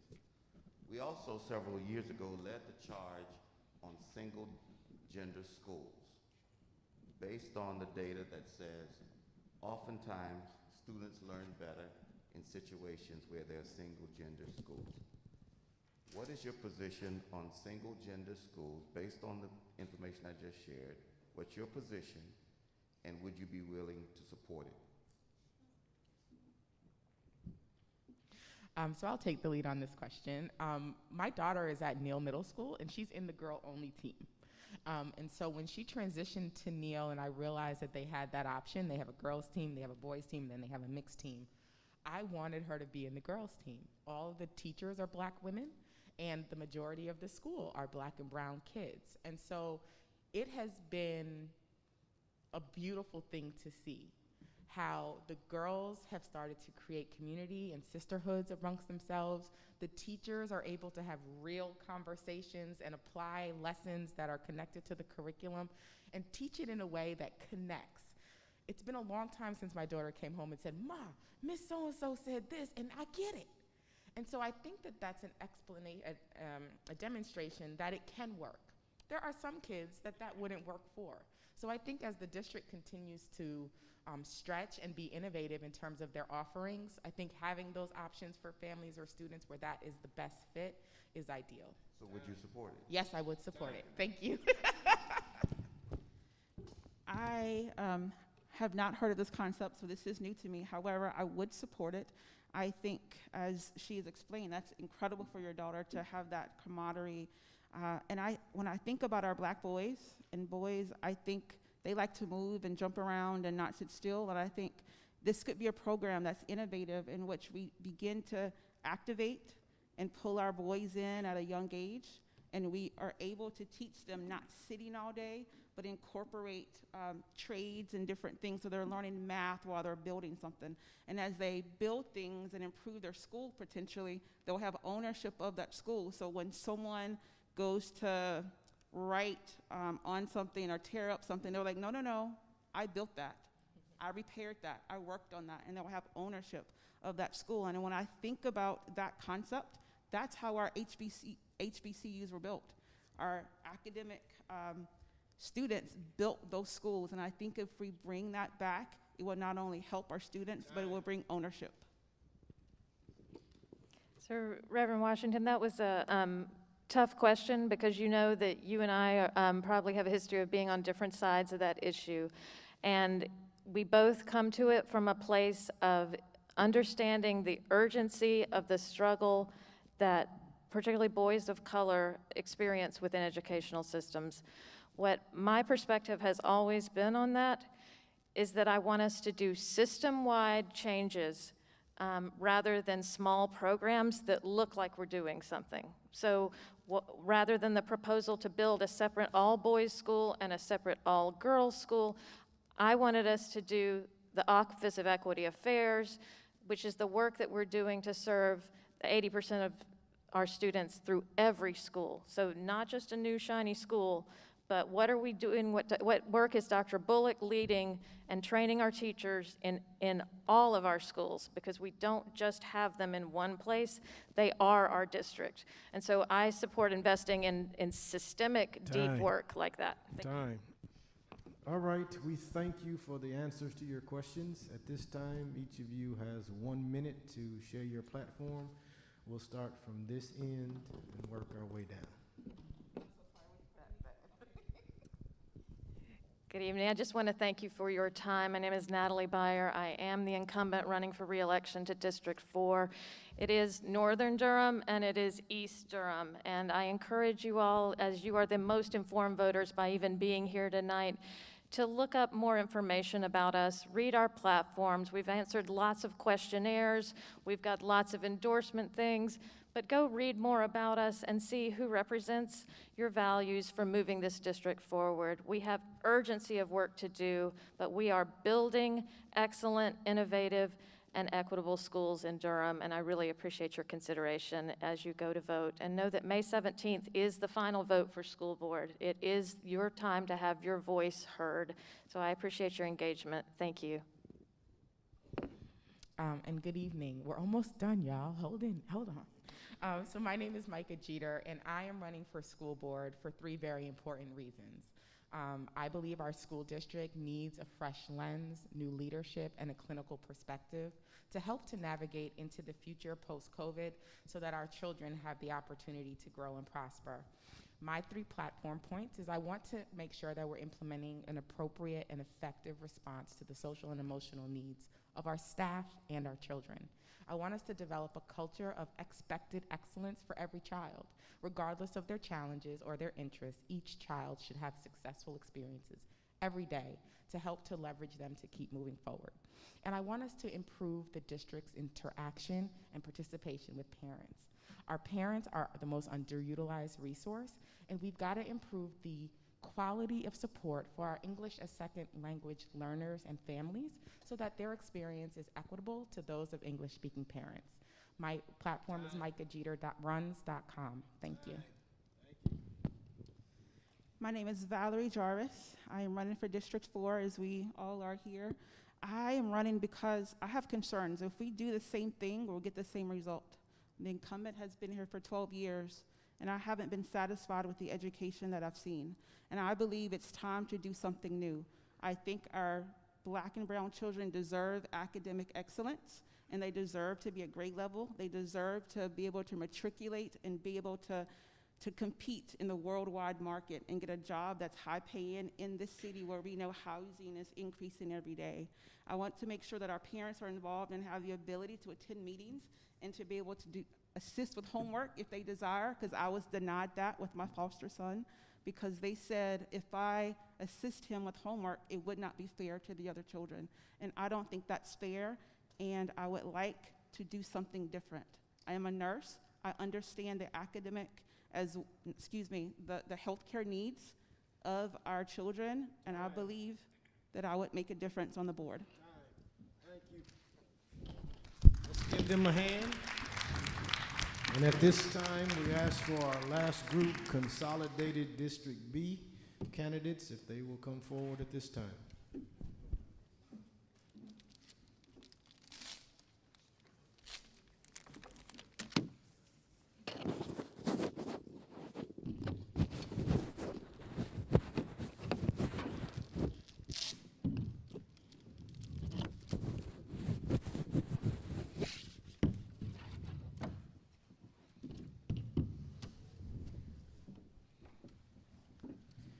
Thank you. The school board has the job of leading the learning process for Durham Public Schools. After giving us your name, please briefly state why you decided to run and what you bring to the table. And we will go in alphabetical order. Hi, my name is Joetta McMiller, and I'm running for Consolidated B. And the reason I am running is because I have 5 grandchildren that I am extremely, extremely proud of, and I would do anything for them. And I'm not happy with the academics that we have in our school systems right now. I want my grandchildren, as well as your kids, your grandchildren, everybody's kids, to have the same opportunity to have the best education possible. So therefore, they are prepared for when they get out of school, so that way they can be a success. They can get the jobs, the competitive jobs that we've got coming to our area. So my grandkids, your grandkids are all the reason why I'm here. Thank you. Hello, my name is Frederick Xavier Raven III. It's a pleasure to be here with you all. I'm one of 5 generations who's been proud to call Durham home. My first school that I ever went to was actually Fayetteville Street, which is right around the corner from here. Before going to Oak Grove, I graduated from Southern Durham in 1998. I'm a father of 3. 2 of my kids actually attend the same Oak Grove Elementary School that I went to as well. Graduate of both A&T and NCCU in marketing and finance and MBAs and MIS. My background has been mentorship, student advisor, financial literacy. I care about education, and I care about making sure that my kid, as well as everybody else's kids, has a great opportunity to grow and learn. Thank you. Hi, everybody. I'm Millicent Rogers, and I'm running for Consolidated District B. I'm running for several reasons, but mainly because in 2016, I began to advocate for the Bull City Community Schools Partnership, and I worked with a coalition to bring in that learning model into DPS. When Xavier Kaysen resigned from the board as a mentor, I decided to apply for his seat. He serves as a mentor to me. I decided to apply for his seat. I am running now because I need somebody on the school board that's willing to advocate for that same Bull City Community Schools Partnership, that model that runs at Lakewood and that runs at Club Boulevard, and is very supportive in bringing in stakeholder investments. Reverend Jones. Dr. Davis, I would like to break protocol, please. This is probably the only time I will have the opportunity to have this many school board candidates and incumbents present. I, like many people, am excited about the opportunity for our high school graduates to go to a tech or community college. I want to ask the board members, how many of you have explored the placement tests for some of our tech schools and community colleges? Okay, if you have not, I encourage you to take a look at the placement tests for kids to be successful in tech schools and community colleges. For the math, there is one test, math test.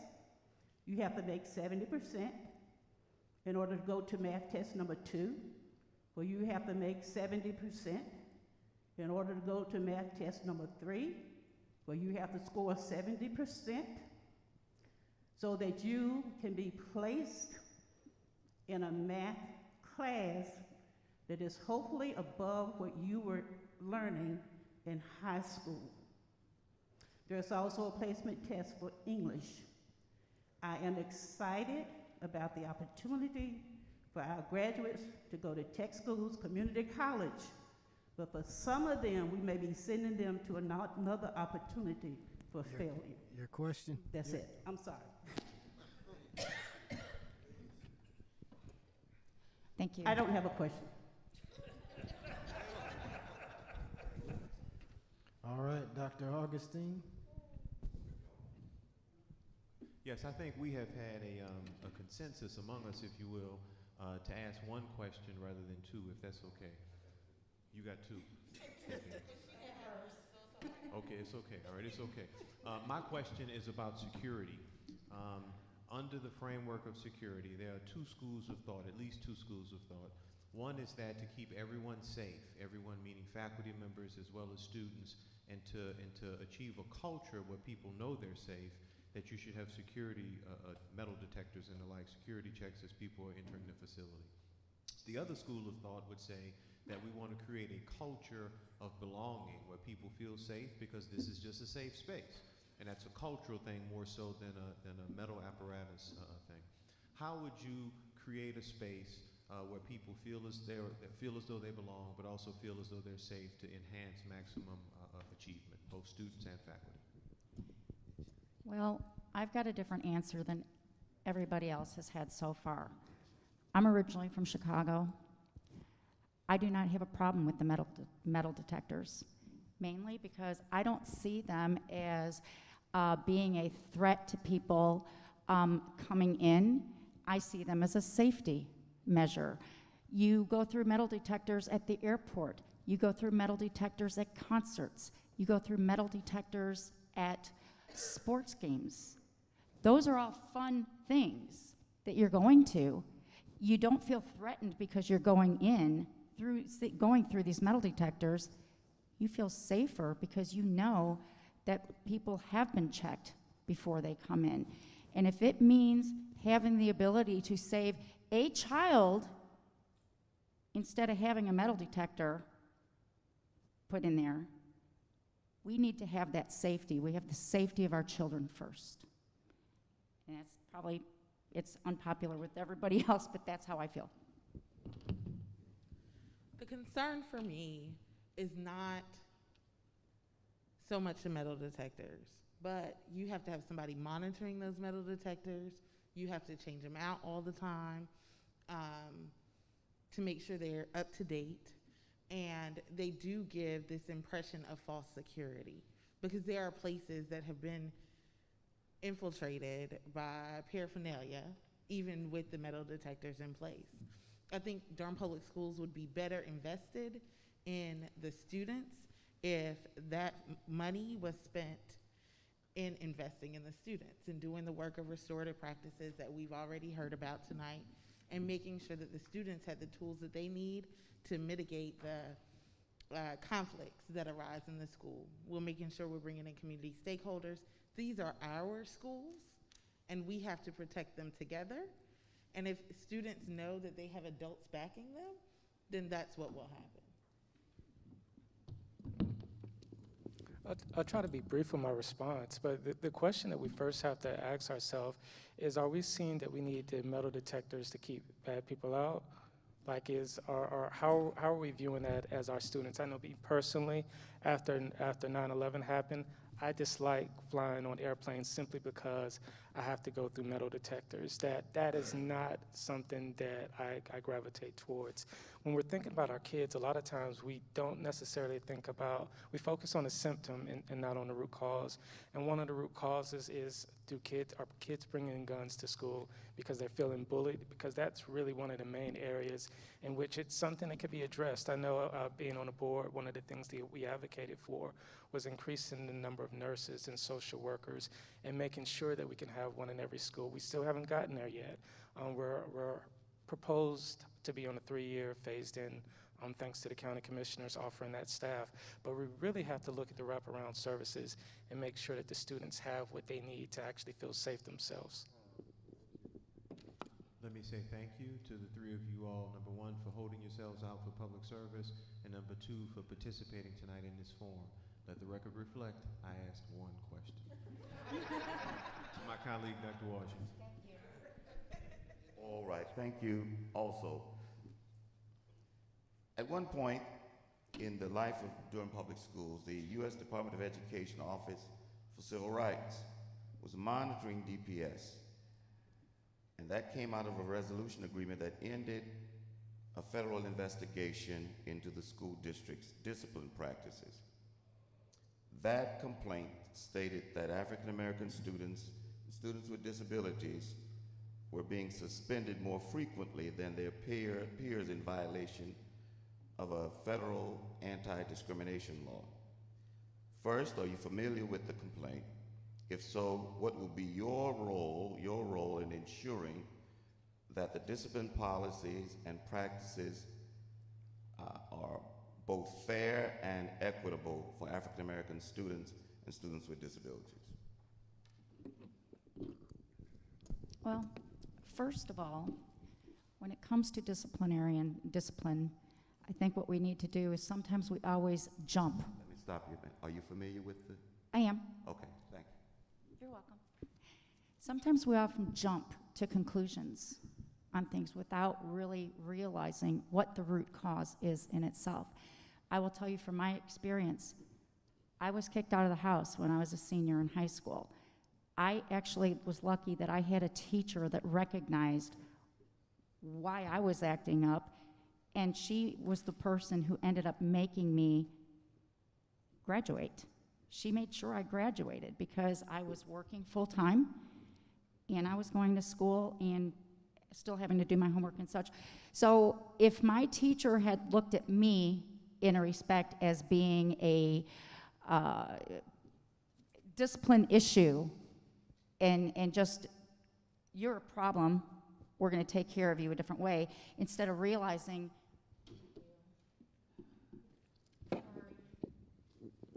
So the answer to your question is yes, I'm familiar with it. I kind of lived through it.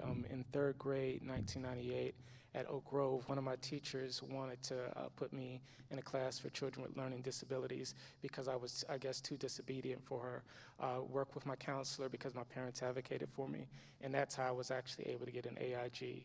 In fifth grade, PE class, within 10 minutes, I went from not playing a game to getting sent to timeout.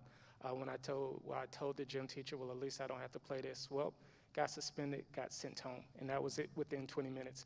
So I've lived that. The things that I've done is, one, I was the co-founder of an organization called DSNAC, Durham Special Needs Advisory Council, and what we do is we advocate, it's really for parents and guardians who are advocates of children with special needs, and that's one of the areas that I focus with, and I've worked with DPS on that. In addition to that, we have to really be able to break down the difference between special needs and disciplinary problems that are separate from any students that may have IEPs or 504 plans. Yes, I'm familiar.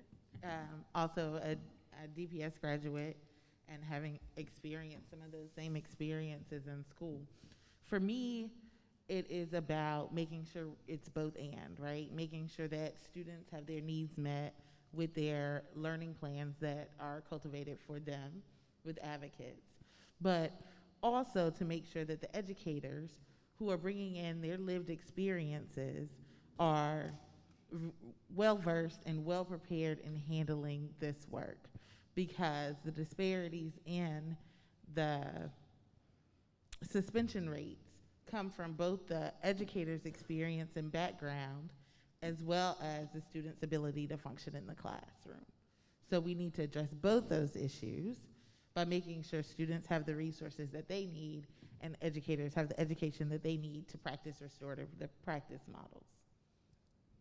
My last question has to do with one that was previously asked. The IMA was very much involved in helping with the rewriting the Code of Conduct and strategic plan. But several years ago, we also led the charge on single-gender schools, not new school buildings, single-gender schools, because the data indicated in a number of cases, young people learn better in single-gender schools. would you support single-gender schools? So I'll start this one by first saying yes, I would. I think it's a marvelous idea. I think if you look at the HBCUs who are usually ranked the highest in our country, it's Morehouse and Spelman year after year. And I'm an Aggie and an Eagle graduate, and I'm giving them props for that. Second to that, Ms. Jeter actually mentioned it earlier, Neil. I stay 1 mile from it. I toured Neil with Dr. Fugue before he actually left, and I saw how their classes were operating with the single-sex classes, and the students actually enjoyed it. And to me, it just makes sense. At least make that option available. So to me, I would hands down support it, and I would like to see that be brought back up if I'm still on the board. Thank you. Yes, I would support that. I grew up, like I said, in Chicago. We did have single-sex schools. Those were usually the parochial schools, but we did have them, and they were very successful. We didn't have boys trying to impress the girls or the girls trying to impress the boys. They were there to learn, and they did learn, and they actually did better than the rest of us that were in the public schools, because they were there and they were focused on the actual subject, not necessarily 100%. I mean, they did socialize, they did have fun, but they were not there to impress the other sex. And we know when it's middle schools, high schools, you want to impress that other person. You've got that peer pressure. So I would support it, and I think it's a great idea, but it isn't for everybody. I wouldn't have liked it, but I have seen it work. So I'm going to be the dissenting vote. But for me, it's a no right now. And it's a no right now because I think it's important that students learn to get along with a diverse group of people and have diverse thought. And I'm not sure how that would be achieved in those learning spaces. Could I be convinced? Probably. Would I need to see models where it worked? Absolutely. Am I open to it? Yes, let's talk about it. All right. Thank you, Consolidated B, let's give them a big hand. Thank you to all of the candidates who have shared with us.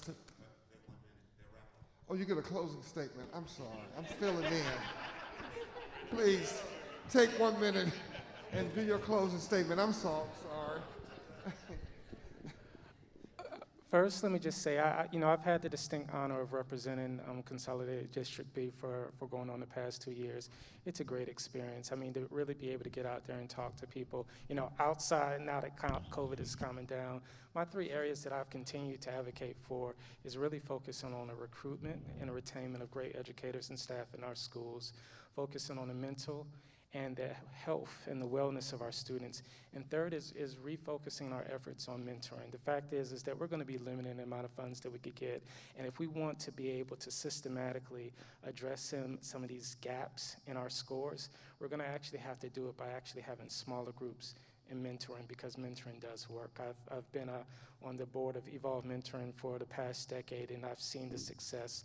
We actually help with Wake County's My Brother, My Sister Keeper, and it works. So thank you all for the opportunity to be here tonight. I'm Millicent Rogers. I am running for the Consolidated District B seat for the reasons that I've stated before, but really as a single working class parent, there are 44% of single parent households in Durham that deserve representation on the school board. I also think it's important that we're bringing some diversity in the socioeconomic status of the school board, and that there's some perspective from people who are having to work every day, don't make enough to really survive well in Durham. And we need to make sure that we are improving teacher working conditions and teacher salaries. And we need to make sure that we expand the community schools model that is working so well. And then my third issue of importance is making sure that we have administrator accountability and making sure that practices and policies are consistent across the district. Thank you all. Okay. Once again, my name is Joetta McMiller, and I'm running for Consolidated B. I told you that I am a grandma, proud grandma. I've had people ask me, why are you doing this? You could be retiring and having fun right now. Well, the thing is our children, my grandchildren, they're the future of our country. We need to make sure that they're getting the education that they deserve, so therefore they can go on and lead our country, so they can compete in the jobs that we've got coming to our area, so we're not having to have companies look outside our area. We want to be able to make sure that, that our kids are number one, and they get that education. Teachers, we need to make sure that we're retaining our teachers. We need to make sure, we need to ask them, find out, why are you leaving? Why? They give exit interviews. Is anybody listening to those exit interviews? What good does it do to give an exit interview if you're not listening and doing something about it to change it? Please vote for me. Thank you.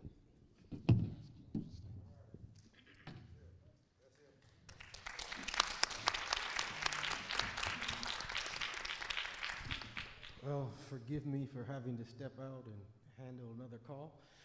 But let's give all of the candidates a hand. We appreciate you. Thank you, thank you.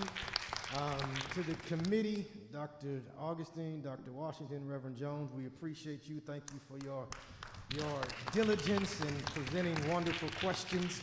To our timekeeper, Vice President Reverend Arrington, thank you for keeping us on time. Thank you for inviting us. Any final remarks? All right. Well, once again, we thank St. Joseph for allowing us this space. Dr. Smith, will you close us in prayer? Let's stand. Gracious God, our Heavenly Father, we are grateful for the privilege that you give to us. We just want to thank you for the candidates who have shown themselves to be of service to this community, and we pray that you will just bless each of them, and we ask that you will just bless the Durham community as a whole. Go with us, keep us, guide us, and lead us in all that we do.